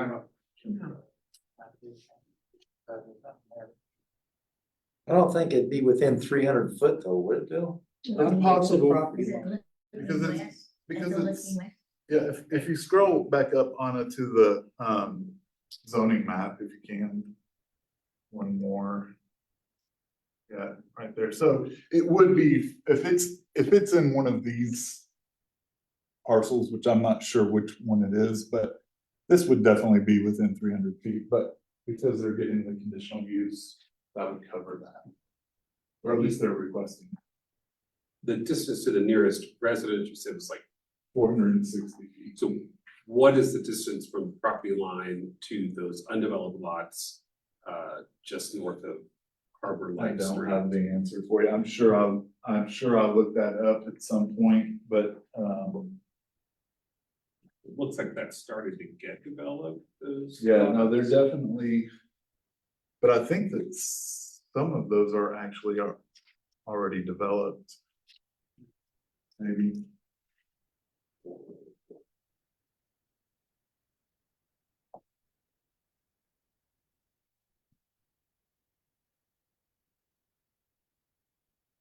The church is going in that, isn't the church going in that green area there, Bill? It's not in the red, is it? Isn't it a little further south where the green, South of the ditch. Cause this is is that where that, they're doing construction right now? I should have driven by there today, Jerry. I I- honestly don't. I remember. think it- you're right. I might be wrong. It is one of those two. Yeah, it's in the, I think it's in the north of those two green ones. Cause that's Key West, that heavy red line, and it's not in the area, well, I don't know. Cause it's not in the area directly north of Key West. but because this lot that kind of encompasses where the subject site is zoned SF5. That's why we have to get the conditional use. I mean, because that is obviously within the 300 feet because it abuts. So, so it's kind of a catch-all for all things, even if there's no residents there now, it's obviously within the 300 feet, so.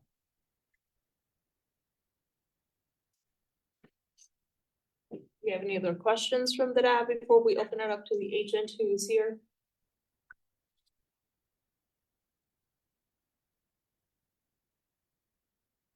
The address for the church is 9701 West 53rd, if that helps. What is it? 9701 West 53rd. No, this is Oh, all. okay. Oh, I'm sorry, this is a different one, sorry. Thanks for checking. Yeah. Give me 1 second, I'll tell you exactly which lot it is.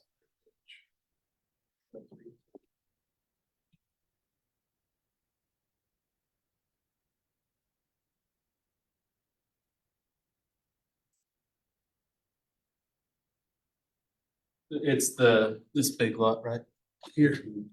That's what You are correct. But, my name's Jay Cook. I work with Bob and the company. I'm agent on behalf of the applicant. To kind of answer that question and what Brad was saying, the conditional use that we're applying for is because we are close to residential uses and that church. So whether the church is started or we've started, whatever happens first is, like Brad was saying, is a little irrelevant because we're applying for the conditional use anyway. So what we have here, my client purchased this piece of property as a bit of just like a little hobby area, for him and his family. And they decided they had a really good place for birthday parties. So they wanted to have children's birthday parties. Was going to do that and realized that the protective overlay prohibited any type of event or entertainment in that building, so they came to us for that application. The zoning case is what we're applying for to allow that use and to amend the protective overlay, and the conditional use is what we're applying for because of how close it is to SF5 zoning, which is what's around.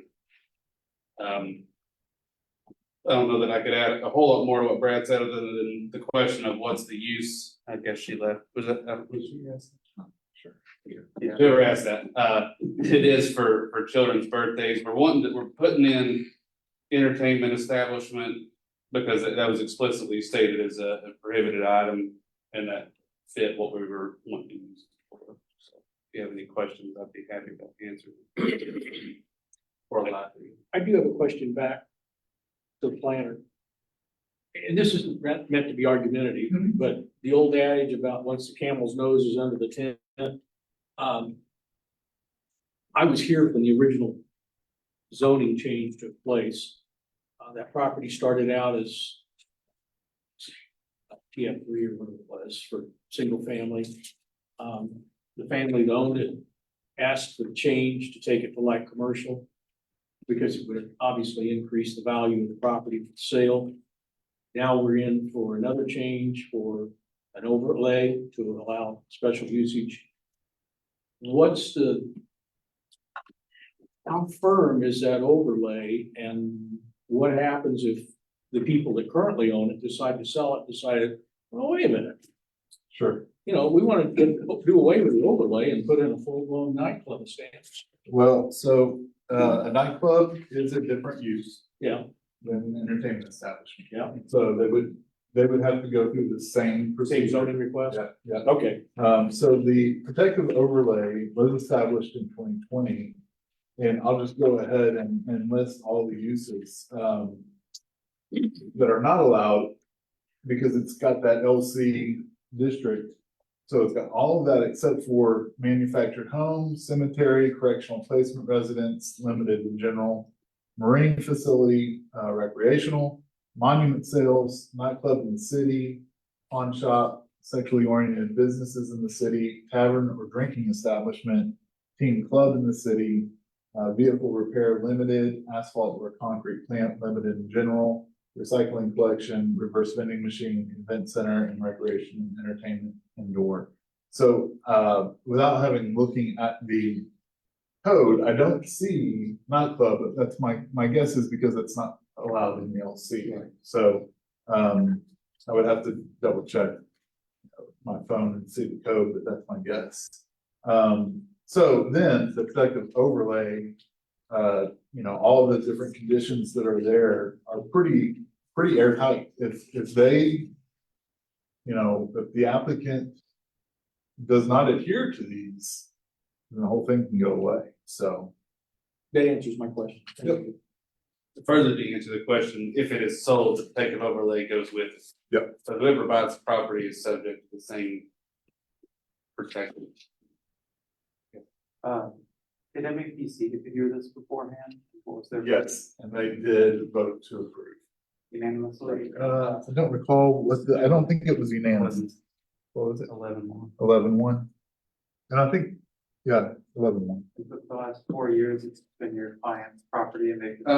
Recently purchased, I'm not sure, it was rezoned before our client purchased it, as he was saying, to make it more profitable. That's unfortunately the reality of real estate, is if you got a commercial piece, it's worth more, but, since he's owned it, there's been no business in it. He just had, so right now, I've visited the site, he actually has a lot of bouncy houses in it, his grandkids go and use those, so he thought this would be a good idea to have birthday parties. And he said that you guys had went out and spoken with some neighbors. So the neighbor, is actually a developer, who owns the area around it in that Y. Yeah. He built, the houses around there, so he actually built up my client's house for him, so he just called with a few concerns about the noise outside. And to kind of ease his unease about it, we said, how about we change that from 10 PM to 8 PM to make it to where if there is outside activity, which if there is, it's very limited time of year you can do that. I mean, it's really hot and typically really hot right now and really cold December, so if there are outdoor activities going on, then they'll stop at 8 PM just to make everybody kind of easier with that. And those conversations were done only with the developer, not with the folks in the. Those conversations were done between the developer and myself, really, on behalf of the applicant. Is the approval conditioned on that time change? Yes. I don't know that it stated it, but that was definitely something we offered up to go from 12 PM to 10 PM to 10 AM. I see. So the report that you have was Before we moved it. when we went to MAPC, and so it hasn't been changed. It will be changed for the city council report. I think I read in the expanded version that I looked at earlier, the amplified outdoor music or sound is prohibited. Right. Correct, thank you. Do we have any other questions from the board? No, we can open it up to the public. Sir, do you have a question? To answer Josh's question, I live up on 51st Street North, which is a little bit outside of the district. I talked to the 4 neighbors right across the street. Our biggest concern was, one, it didn't make any sense if you're gonna use it for a children's venue to serve the kids alcohol. You know, I mean, if it's gonna be primarily used for a venue, I mean, that's fine, but then if it was gonna be used as a venue, my biggest concern was parking. And right now, I think the man Brad said over there, there's 51 spaces. According to the zoning codes, it accommodates 102 people. So I think it should be, if it's approved, it should be conditioned upon only 102. If the applicant wants to increase his parking, because he has a lot of land there, and he wants to build more parking, well, then he can have more people. I just don't want to see that facility have overflow parking out there on 51st Street. That's my biggest concern, is there's not enough parking. And you can see there's no other streets around there, so they're not gonna be parking on Meridian.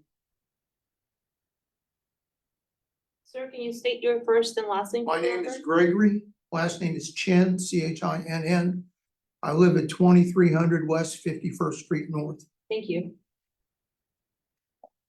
So for an entertainment establishment, as Brad was saying, the code is for every 2 occupants, you need 1 parking spot. Right. There are 51 spots, he'll have to go in and do ADA.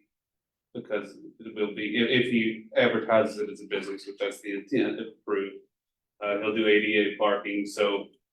51 limits him, the building is big enough to house more than that, but he doesn't want to do that, has no desire to do that at this time, it could be done later, but. Does the applicant own the adjacent properties, the ones that are, okay, That's the neighbor that we worked with and the timing stuff, because he may develop that U shape. He may develop that with single family houses, he may develop it commercially, he doesn't. I don't know what he's gonna do. okay. But he may have a plan, but that's why we've kind of been working with him, because we want to make sure we're good neighbors. And, there was questions at the planning commission about traffic. This shouldn't add really any traffic other than the limited time to get there for an event, for a birthday party or whatever. I think the concern was more so with bringing in the church, the amount of traffic that'll bring in on the weekends and whatnot.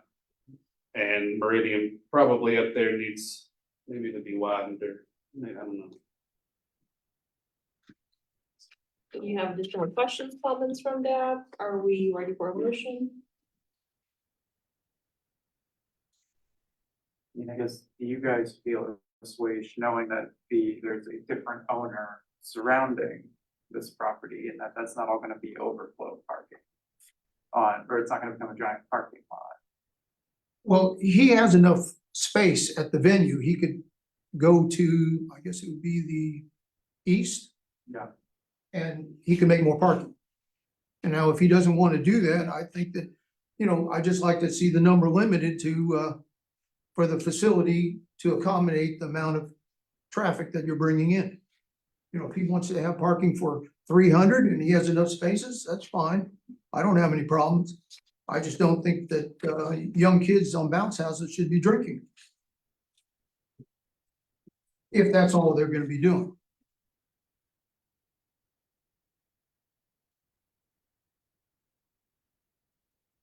Well, since somebody else will do it, I'll make the motion that we approve.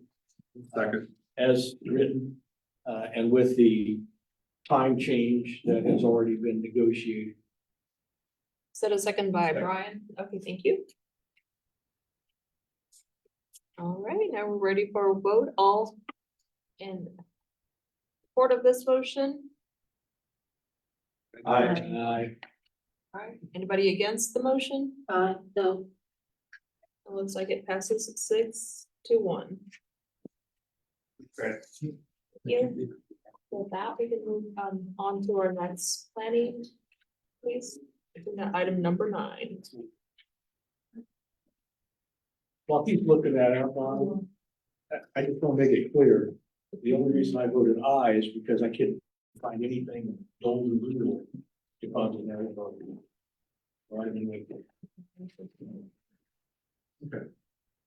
Once again, Brad Etterly, senior planner, this time we are discussing case, zone 2024-00034. This is the case where the applicant is requesting a zone change from single-family residential SF5 to LC limited commercial district. This is a 0.44 acre property that is located on the southeast corner of West 29th Street. And West 29th Street North and North Salina. Is that how you say it? Okay, want to make sure I get your Arkansas and the Arkansas and Salina and Salina. Learn it. Okay, and that is located at 961 West 29th Street North. This subject site is currently developed with a 98 by 36 foot vacant church building constructed in 1989. And the applicant is requesting the zone change to match the zoning of nearby properties and expand options for development. In this case, the applicant did not specify exactly how the property might be redeveloped, but the requested zone change on site and matches the zoning of adjacent properties. Because the applicant does not have a specified use, staff is recommending the application be approved for NR, neighborhood retail, as opposed to LC. NR does allow for single family, two family, and multifamily housing in addition to a limited number of civic, public, and commercial uses. Should the zone change to NR or LC be approved, there will be changes to the minimum lot area, minimum lot width, setback, and maximum height requirements. You can see those changes in the table in the report. However, the property is still subject to a 35-foot platted building setback on the front and street sides of the property and an 8-foot platted utility easement on the interior side setback. These platted setbacks and easements are more restrictive than what is allowed in the current requested zoning. Just an FYI there.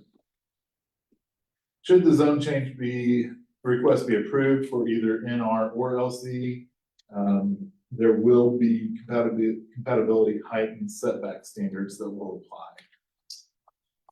Additionally, the applicant is subject to screening requirements set forth in the UZC. Should the property be developed with commercial or multifamily uses, a solid fence between 6 to 8 feet in height must be installed along the south and east property lines where it abuts single family zoning. And also, should it be approved, the applicant will need to adhere to the provisions of the Wichita Landscape Ordinance. This property is already developed with a line of mature trees along West 29th Street North and North Salina Avenue, as well as the eastern property line.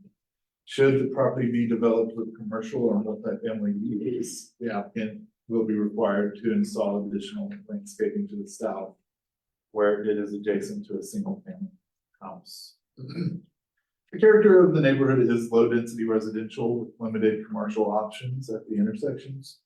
Properties to the north across West 29th Street North are zoned LC and SF5 and are developed with a vacant commercial building and a single-family house. The commercial property is owned by the applicants.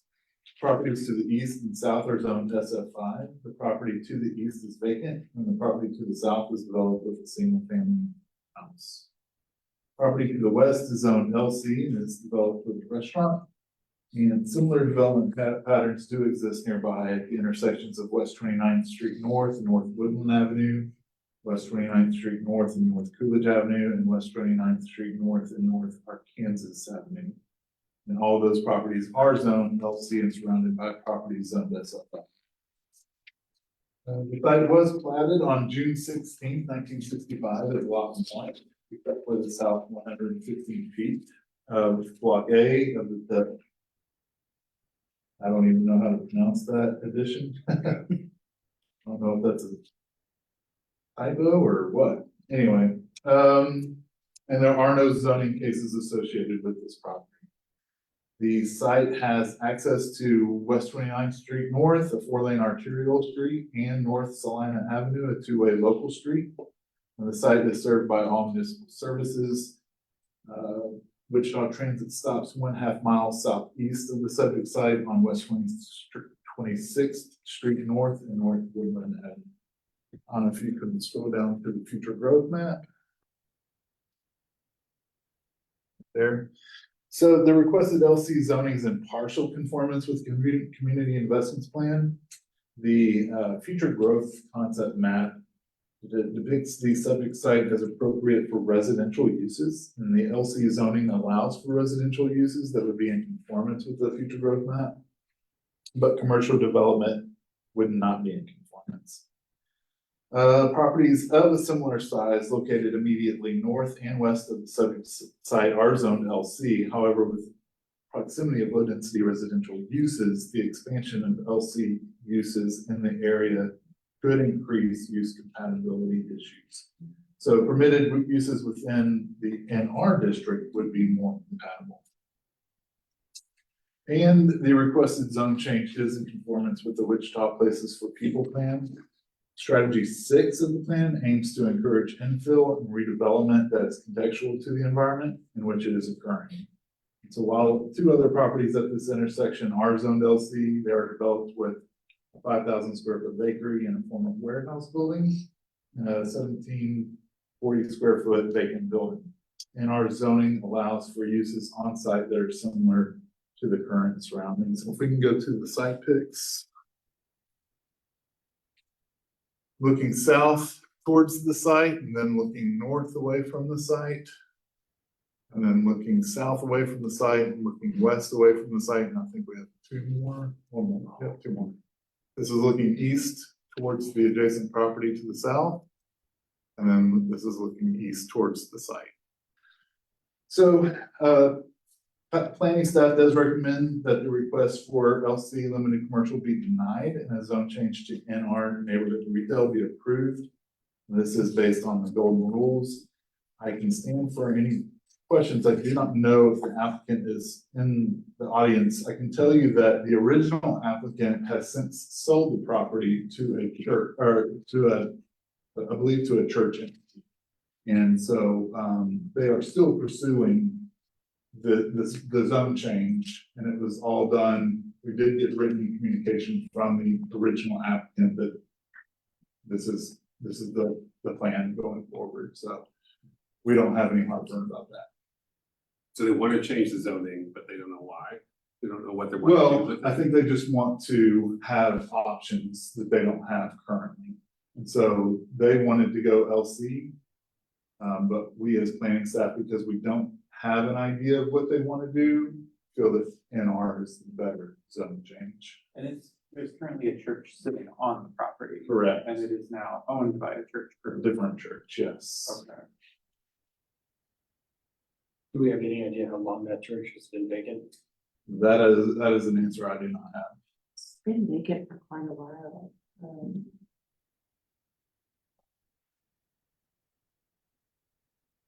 Been vacant for quite a while.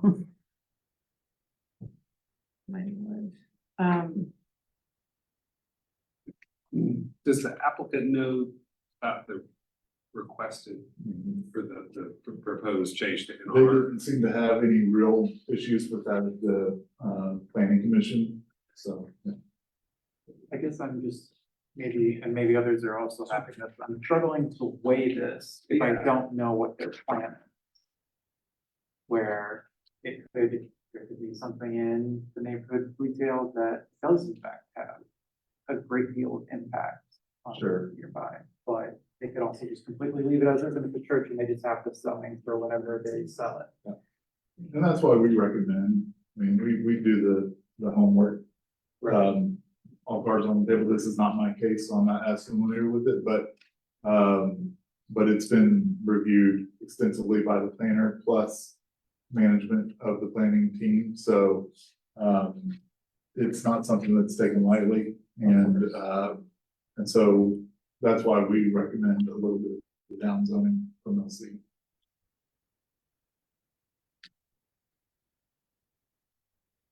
It wasn't even, it was an accounting firm a while back, and so there was Nichols Accounting was there.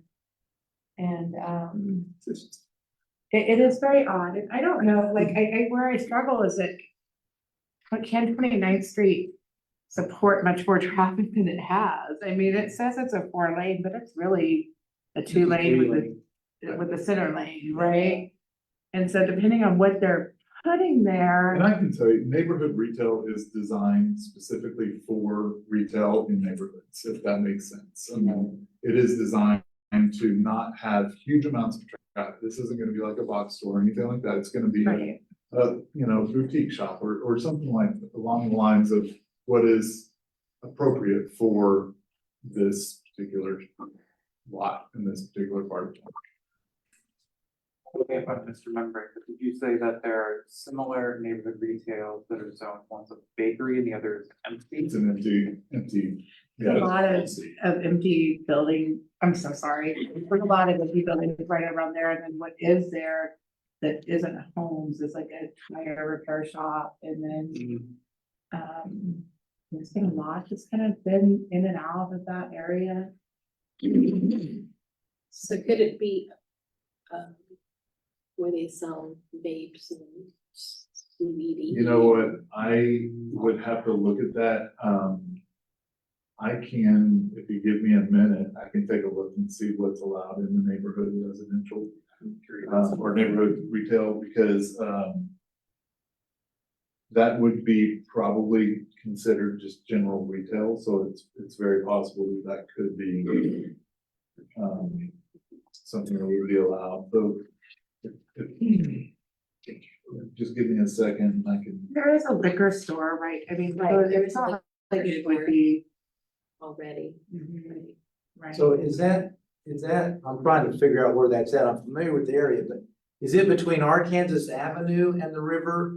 Or between Meridian and the river? Kansas. Okay. I don't think it's been a church. I mean, Nichols Accounting the last thing. I just can't remember. I don't think it's been a church. church. I don't think it's been a church for a long. So it was developed as a church in 1989. It's Right. that yellow building, right? It is on the south side. And the applicant's not here. Don't think so. They're always encouraged, but they are not required.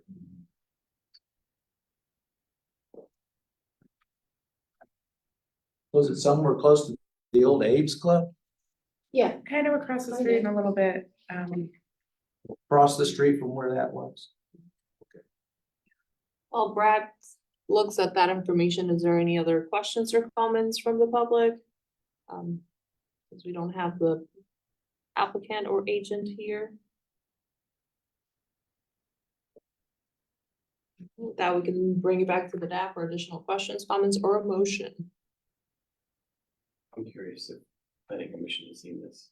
They have, and they did recommend approval of the NR. I'm gonna make a motion to deny both the LC Limited and the neighborhood.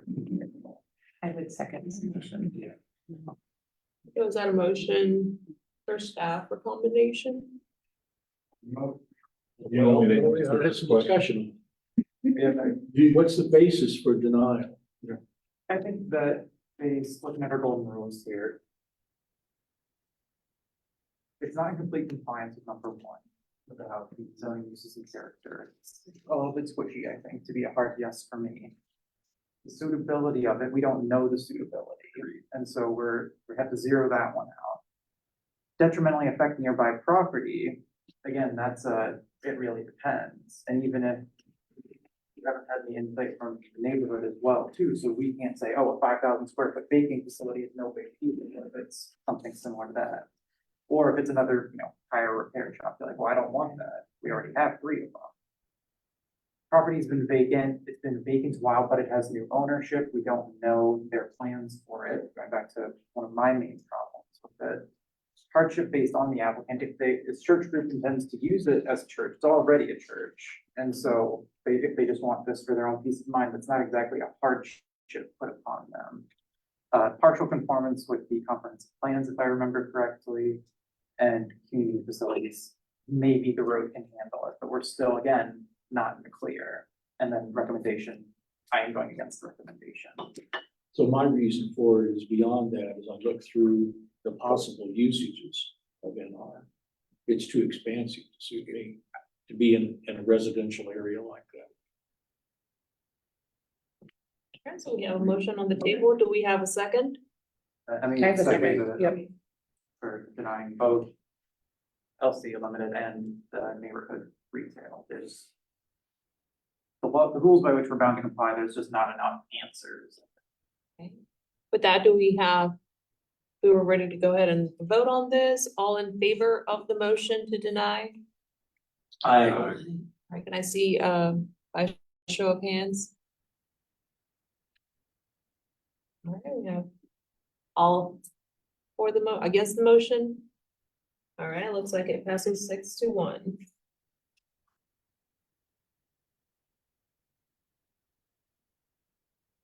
Go ahead and move on to our agenda item number 10. Yes, this case is case number zone 2024-00035. And this, in this case, the applicant is requesting a zone change from LI Limited Industrial District to B Multifamily Residential District in order to permit a single family dwelling or a duplex. The 0.143 acre property is generally located on the west side of North Wellington Place and within 330 feet south of West 29th Street North. The property is currently undeveloped and the applicant would like to build a single family dwelling or duplex, neither of which is permitted in the LI district. The subject site is located just south of two warehouses and will be surrounded by residential uses to the south, east, and west. It is not anticipated that the residential uses would experience detrimental effects due to the proximity of warehouses to the north, northeast, and northwest. And if we can go down to the zone, or do we have an aerial map? Yeah, right there. That would be better if you can get the north part a little bit. Yeah, so you can see they have a little bit of a area in between, but they do have a warehouse to the north, northwest, and northeast here. You said that's there's residential to the south? All residential to the east, south, and west. Should this zone change request be approved, there will be changes to the development standards which are listed in the table in the report.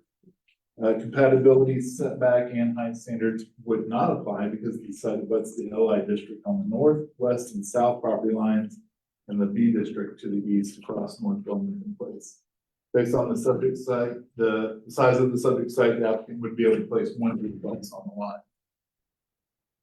If the site is developed with a single family dwelling or a duplex, no screening standards or landscape street yard would apply. The character of the neighborhood is a mix of residential and light industrial. Again, property to the north is zoned LI and is owned by the applicant and is undeveloped.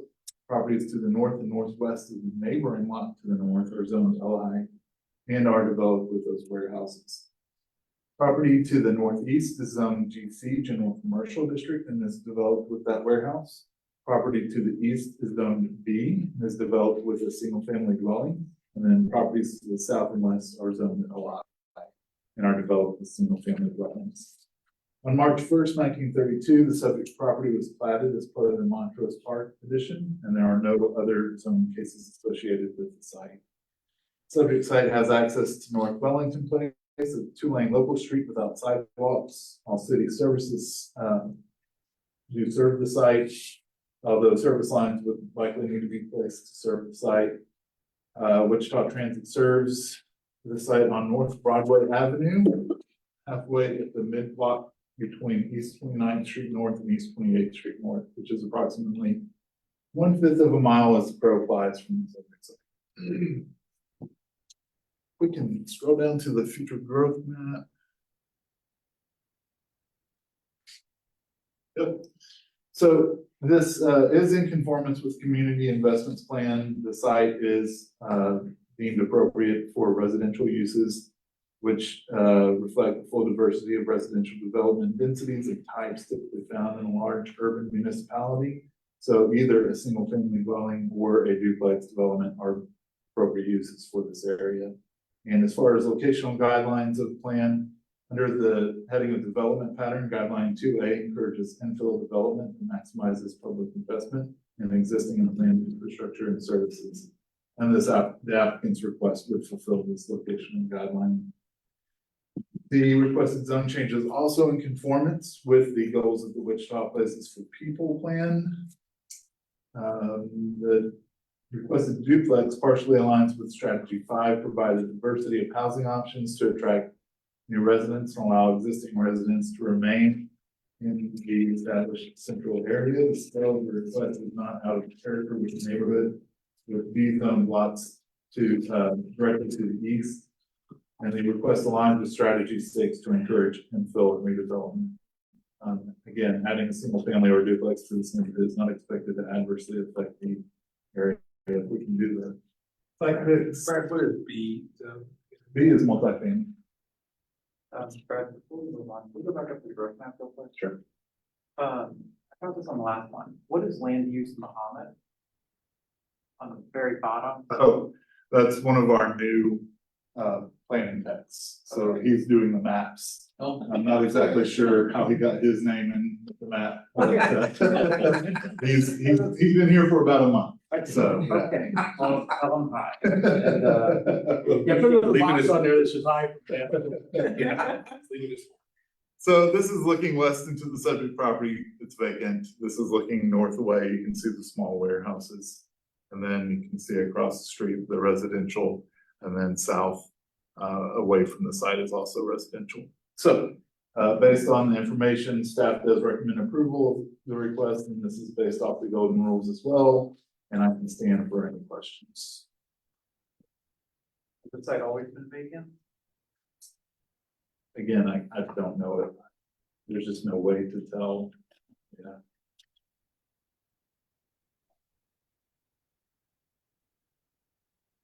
We don't have a site quite yet. We don't. Okay. Yeah, but it would be able to handle either the single family or the duplex. Have the applicants here? Really not. Do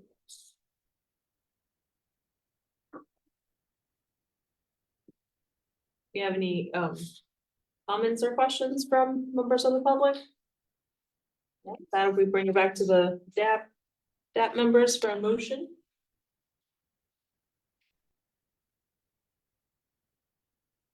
Move to approve the request for zone change for single family, from single family, the way I could have got the right one. We're on 10, Yes, we are. okay. I'm sorry, did you by chance add the overlay restriction on? No. Would you be willing to do that? For the Washburn amendment? With the overlay restriction? Okay, this is my first time, okay. You go ahead, let me listen to you. Well, he's familiar with the verbiage. I've got it. Okay.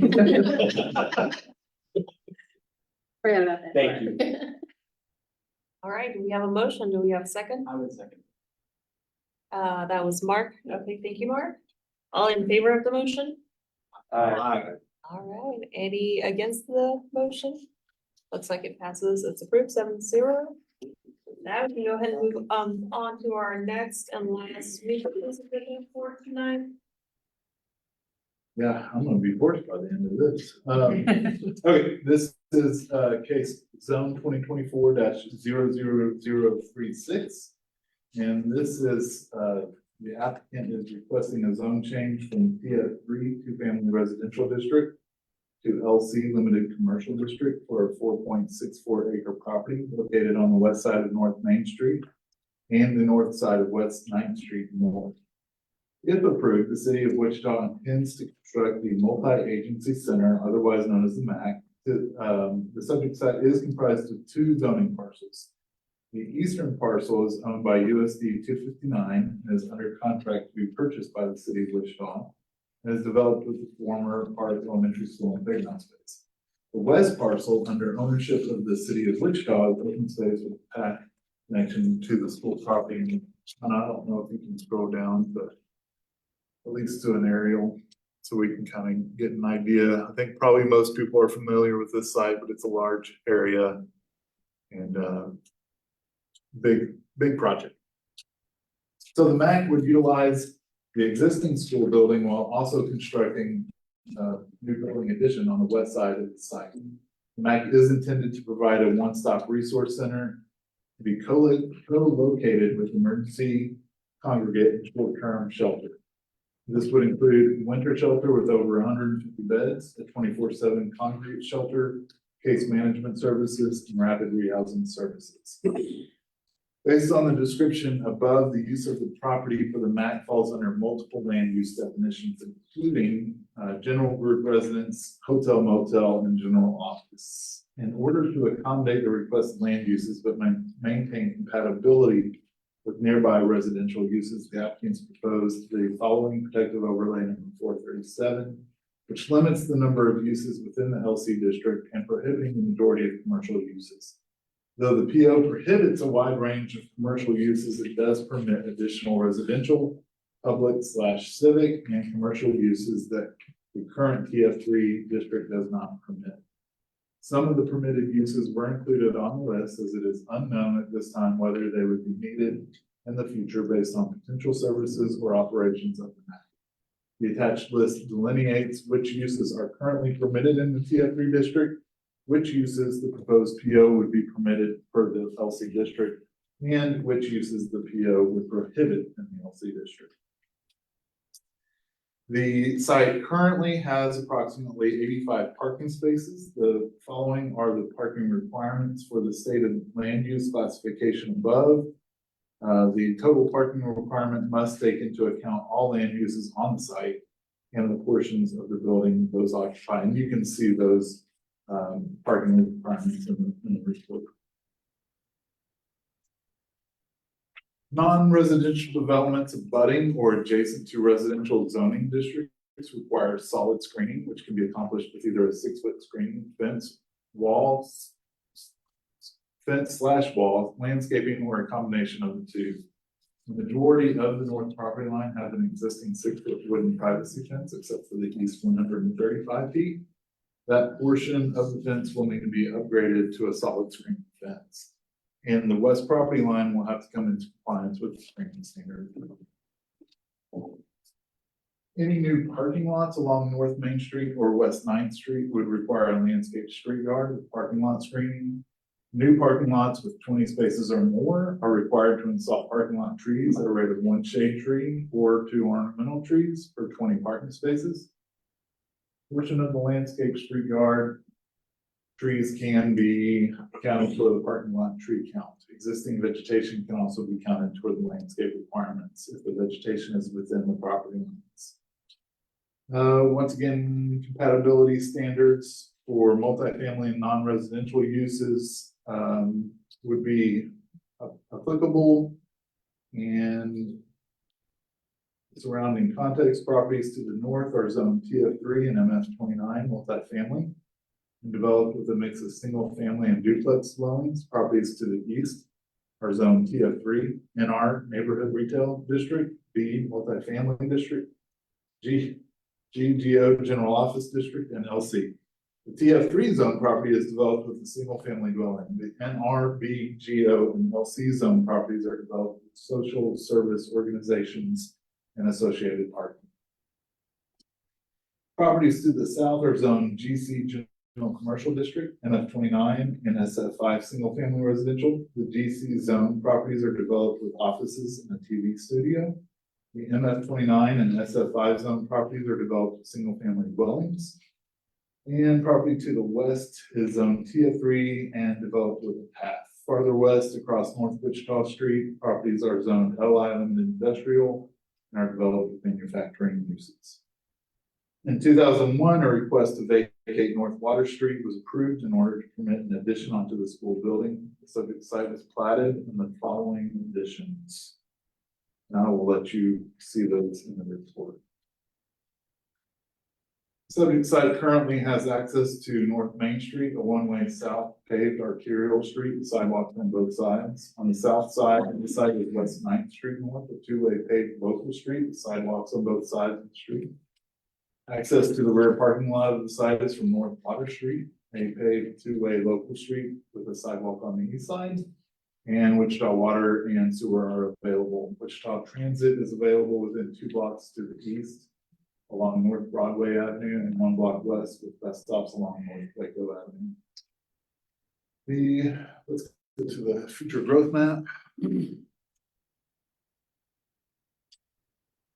All right, so the requested zone change is in conformance with community investments plan. The adaptive reuse of the school as a multi-agency center meets the first priority of the community investments plan, which is to take better care of what we already have. The proposed change retains the school building rather than having it remain vacant or demolished. The site has necessary infrastructure in place. And the requested zone changes in conformance with the goals of the Wichita Places for People plan. Any redesign of the campus should consider the existing walkability of the surrounding neighborhood, including sidewalks and street trees. There are residences to the north and commercial businesses to the south and west that make it appropriate for enhancing the area with places for people design concepts. And then lastly, the requested zone changes in partial conformance with the Midtown neighborhood plan. That plan identifies the subject property as educational under the institutional uses category.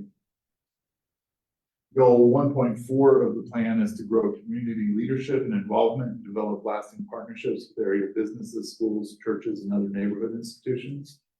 And goal 4.3 of the plan encourages infill construction that is similar to the historic or historically eligible structures in the construction style, scale, and design through the use of similar materials to maintain the existing neighborhood character. We can go to the site pics. So that's looking northwest at the site, and this is looking southwest away from the site on Main Street. This is looking southwest at the site from Main Street, and then looking northwest from the site on Main Street. Northeast away from the site on Main, and looking north at the school building here. And then looking east away from Main Street, and then looking north at the school playground. This is looking north at the site west of the school property, and this is looking south away from the site at Ninth and Water.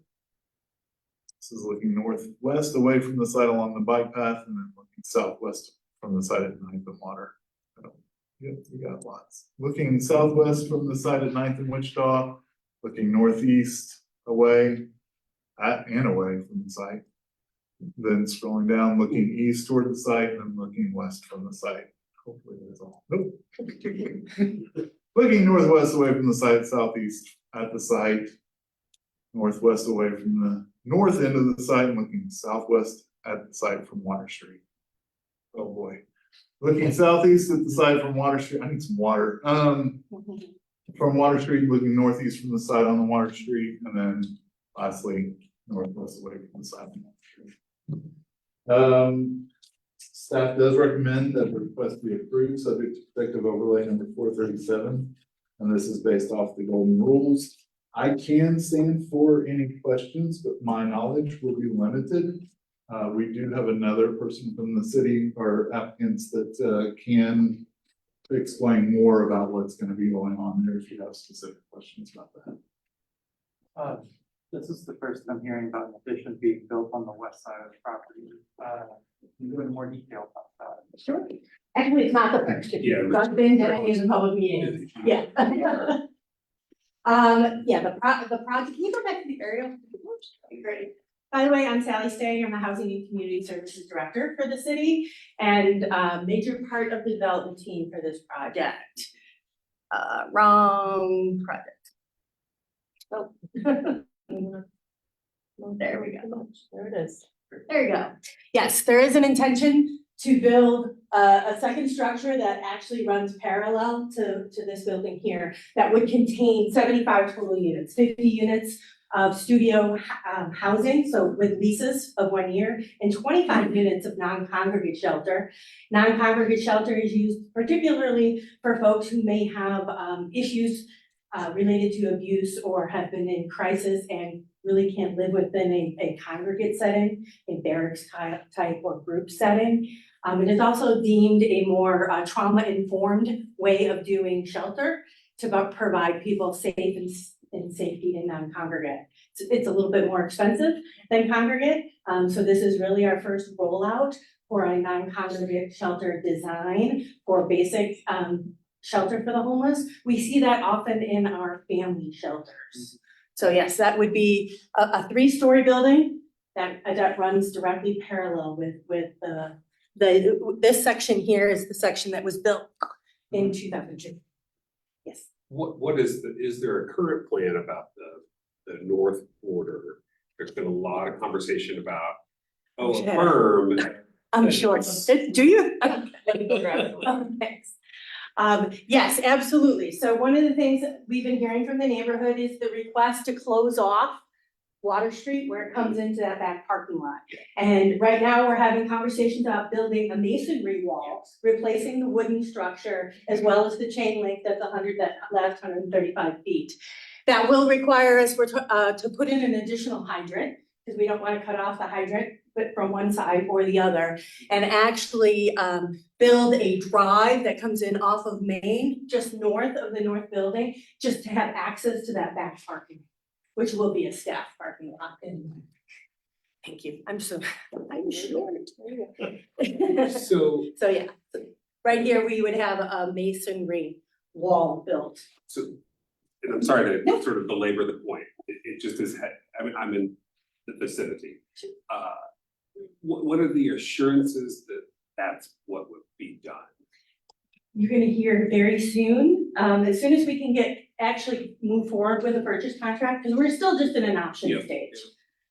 We are still waiting to hear from the state on their first right of refusal on the property, which is a state law anytime a school closes. So we can't actually enter into a purchase agreement until we hear from the state. And then we're working with the design team. An item will be coming back to the council it'll be done in 3 separate phases. The first phase is to prepare it for winter shelter. And we are hearing very strongly, they want the road in and the fence up before winter shelter. So that is one of the items that would be part of phase 1, which would be coming to the council first. The second phase would actually be building out the multi-agency center for its more permanency. We do realize, even if we were to be able to close on this project early September, we are not likely to be operational for winter shelter through January. That is extraordinarily unfortunate. It's just, we have to run a new water line, install a fire suppression system before it could be occupied by people. There are no ifs, ands, or buts about that, and it is gonna take some time. So then the next phase will be the build out of the office space, the service space, the more permanent spaces around the shelter area. Whether those are in pods or barrack style is still being debated. And then the third phase is truly the housing. That whole separate building is a third phase that isn't likely to start until probably next fall. So our hope would really be to start once we can close on the property, hopefully early September, we would be coming back to the council to close on the property, enter into the architectural end of the design build with the building team. So we do have the architecture firm as well as the construction company as part of our development team. So that we are really hoping to get in for winter shelter as soon as we can, and it will not be early enough, I guarantee you that. Work on the second phase of the final build out is probably mid 2025, and the third phase starting late 2025. So we've got a long way to go. The other thing that we get asked about a lot is the organizational structure. So we're working now to develop a brand new nonprofit organization that's sole purpose is the operations of this center. This has been debated for over a year. Should it be contracted with an existing organization? Should the city run it? Who should run it? And we've kind of come back to that. We need an organization whose only focus is going to be the operations of this shelter, as well as bringing in and coordinating all of the different partners. That's the biggest bang that we're going to get out of this, is the ability to have multiple organizations on site to provide that level of care that people need to get them reintegrated back. Any other questions? Just a comment. I really, truly hope that the aspirations and objectives of the project of this scope and cost are met and that we're transitioning people and not creating a magnet for other metropolitan areas to send or relocate their homeless people. We hear it's happening already, I mean, it's happening everywhere. We have actually seen an uptick in that since the Supreme Court ruling, Johnson versus Grants Pass, which allows communities to disband encampments. And we are seeing it happening across the country where communities are just bringing people to other communities. It's horrible. I did have a question about the uses allowed in the protective overlay under 437. And actually something that came up in my neighborhood a few times was one of the uses that is permitted by right is correctional placement potential. And while it sounds like that is not an intention or a use that would ever happen in this facility, I would feel, and I think some of my neighbors would feel a great deal of comfort striking that from the permitted use. Heaven forbid we in a situation where more punitive measures are taken against the homeless population. I would hate for the vision of this facility to have the legal allowance for that. The expansion of the Sedgwick County Jail. Exactly. Oftentimes people, I'm not familiar with the definition of correctional placement resident. Yeah, it's not. Is that like a half, it's not halfway? It's not a jail per se. Or release. Is it is it a halfway house sort of scenario? No, we do see people often who will get paroled, homeless, unfortunate, and they do come into homeless systems, but that's not necessarily placing them there. And that's why I don't wanna say one thing and then go, oh no, all of a sudden we're restricted that if the person came, Right. was paroled, then all of a sudden they can't stay there, because then if they can't stay there, where are they gonna stay? Right. Right, do you have? Yeah, so the definition. Let me get there, almost there.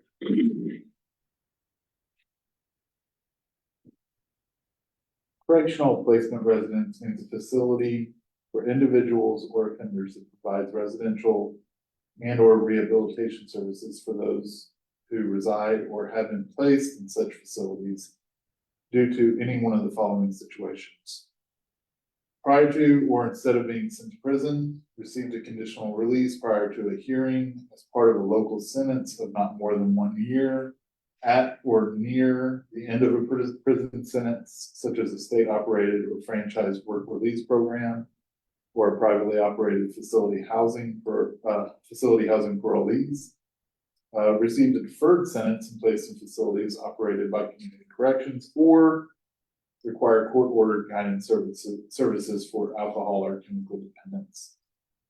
Such facilities will comply with regulatory requirements of the federal, state, or local government agency. If such facilities are not directly operated by a unit of government, they will meet licensure requirements that further specify minimum service standards. So it is kind of more of like a work release or early release kind of, it's not jail or prison. Yeah, I would not see us going for licensure or anything like that. I just didn't wanna I wanted to make sure we weren't then all of a sudden saying if the person has.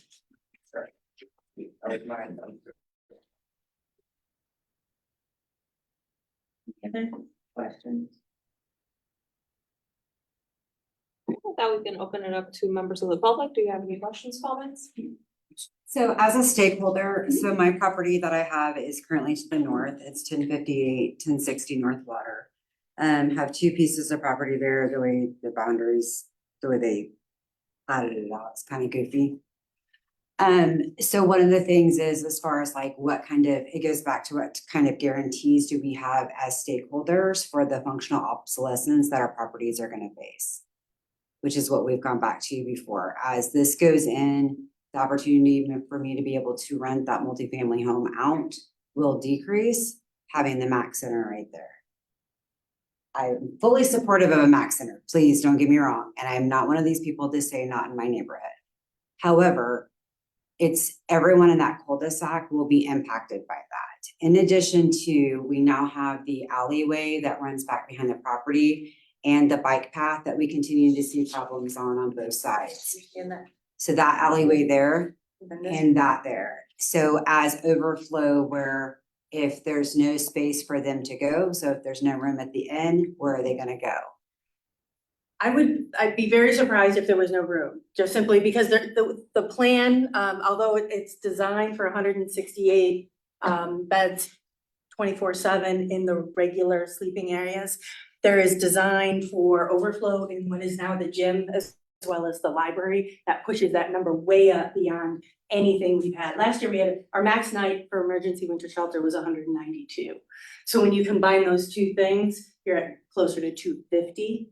So, I mean, depending on what happens in the housing market, because we're actually seeing more families falling into homelessness simply because they're being priced out. Right, price out of the market. And and that's part of what I face too, right? So if you look at that duplex, I have two families that are living there. You know, being able to try to raise the rent for those families is not gonna be affordable. Now, what's gonna happen when these families decide to move out? Then that makes me less profitable to affect all the other 47 families of the rentals that I have. There needs to be some sort of assurance, because I also know every family in that cul-de-sac. So I'm not that I'm a property owner that's not aware of who lives in that. You spoke at the council meeting, didn't you? I did, and I still goes back to, we are gonna be impacted by that. And those families that live in that house, as a real estate agent, I know those property values are going to decrease. That is their livelihood. We do have a Furman Center at New York University is actually working on a study right now, trying to really pinpoint and are looking at a couple of other studies that show, yes, properties around homeless shelters tend to decrease in value, but not as much. No, not as much as not as much as having homeless encampments. Homeless encampments actually decrease your values more than being by a homeless shelter. So we're hoping that by building this, we'll actually see what's happening in the neighborhoods decrease, because people will have a place to go. The biggest part of that is we need to design this so that it works, that it is a place that people want to go, they can get connected to the treatment or whatever services that they need, and move on into the community. Doing so can help alleviate much of what we see. I don't know about you, but I know I see a lot more people on the street than we have in the past. And the point in time count is a flawed system. It really is a very, very flawed system. You're talking about one night. We have 3, 4, 5 times the number of people experiencing homelessness than what it says in the point in time count. But the big thing that came out for me of the point in time count was the tremendous increase in unsheltered homeless on a night in which we had the winter shelter. To me, that was telling. Why were people not wanting to go to the shelter when there were beds available? There was never a day where there weren't beds available. So we are challenging all of the providers and those who will be running this facility, that it needs to be designed so that we are able to help those who need it. And it's a place that they want to go for help, and not a place that they try to avoid. While keeping everyone, the neighborhood, and I do feel for you, it is one of our biggest concerns is neighborhood impact. We're having conversations about how we can improve lighting and other things, not just around the MAC, but in the whole neighborhood. So it's definitely where we're headed. Any other question? And I would be glad to give you my card. No, I have it. I mean, we've talked several times. It's just one of those, like, it goes back to, I'm thinking about those families that now all of a sudden, as a real estate agent, I know what's gonna happen to those property values. I've already done the studies of looking at the functional obsolescence that happened, where we're looking at anywhere between 17 and 21%. And all I'm asking is that there needs to be some sort of compensation to us that are directly affected by this, because the family that I know backs up to it on that first side, as soon as their property values go down, it's detrimenting them. And what I'm saying, like, from a making it right by us, is like some sort of abatement that we pay our city taxes. We pay based on the mill levy for the city, based on the mill levy for the county, because the county will be involved with ComCare services on there, that it needs to be made right by, okay, if it's 5 mil, 10 mil, whatever that mil is, we pay it, we should be able to get some sort of a rebate back to make it right. Have you put that request into Yes, I your have. council member? I have.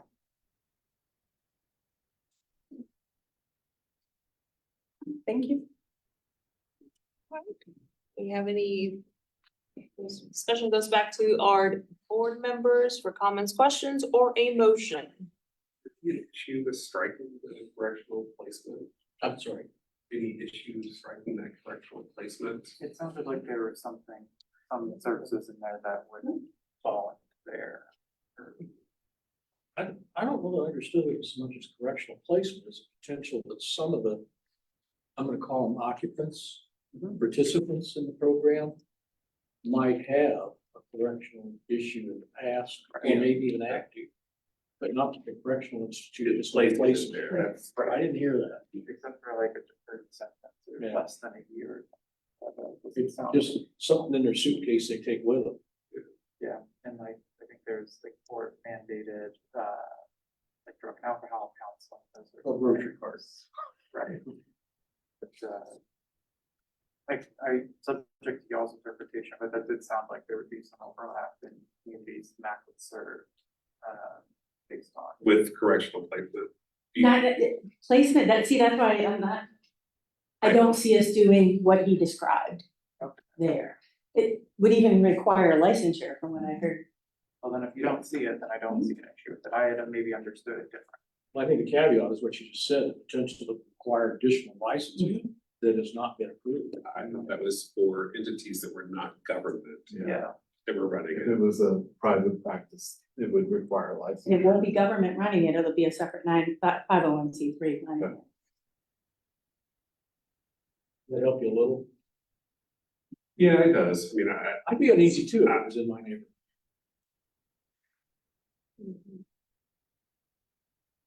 We can recommend striking. I know where there might be some lower value property to buy. Just kidding.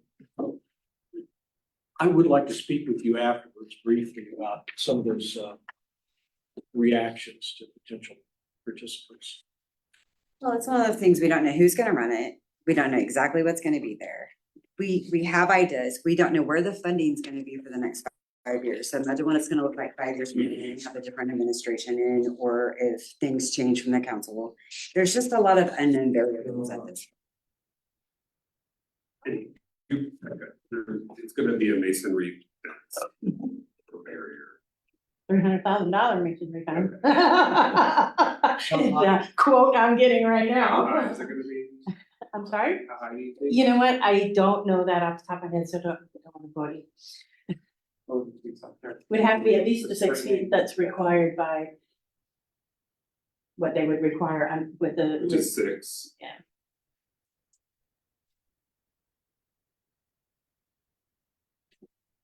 Do we have a motion? I would make a motion to approve, as recommended with the amendment to strike correctional placement residence limited general subject to section 3-5 from allowed uses. Do we have a second? Second. All in favor of the motion? Aye. Against the motion? None? All right, it looks like it's approved 7-2-0. Thank you so much, Brad, for presenting all 4 cases. We can go ahead and bring in, our next item is updates, issues, and reports. Do we have anything going on in our neighborhoods? Anything that was, you guys like to get out there? Bill? I'll send you guys an email, but if you would update,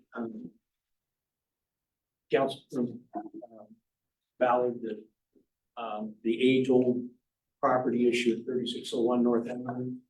The sales negotiation between the 2 siblings has collapsed. So I expect the property to probably go up for sale and zoning change. So I'll be in touch. I'll make sure she gets that update. Follow up as well. I've tried to make the reports on the My Wichita thing, and I don't think they've gone through. But Emporia Park still has lights out, and we have 2 large dead pine trees. At Emporia Park? Okay. I'll make sure I get. I'll make sure I get that out tomorrow so they can start working on that as soon as possible. I will Anything reach out else? as well, but my minor update is that with everyone using the well water that doesn't affect their aquifer, it's become abundantly clear that draining in Indian Hills River Bend continues to be a problem. There's a lot of water on driveways and on the sides of roads, and in the middle of the road, frankly. So I will be reaching out about sometime in the next 10 years, maybe in the CIP, we try and get a little bit more, so there's a little more water going back into not the sky. Gotcha. Good luck with it. We could just stop watering, but So with that, our next meeting is, on Monday, September 9th. So I'll see you guys here then. We don't have any other, updates. Do we have a motion to adjourn? Move to adjourn. people like hanging out. I second. All in favor? Yeah. Thank you so much, guys.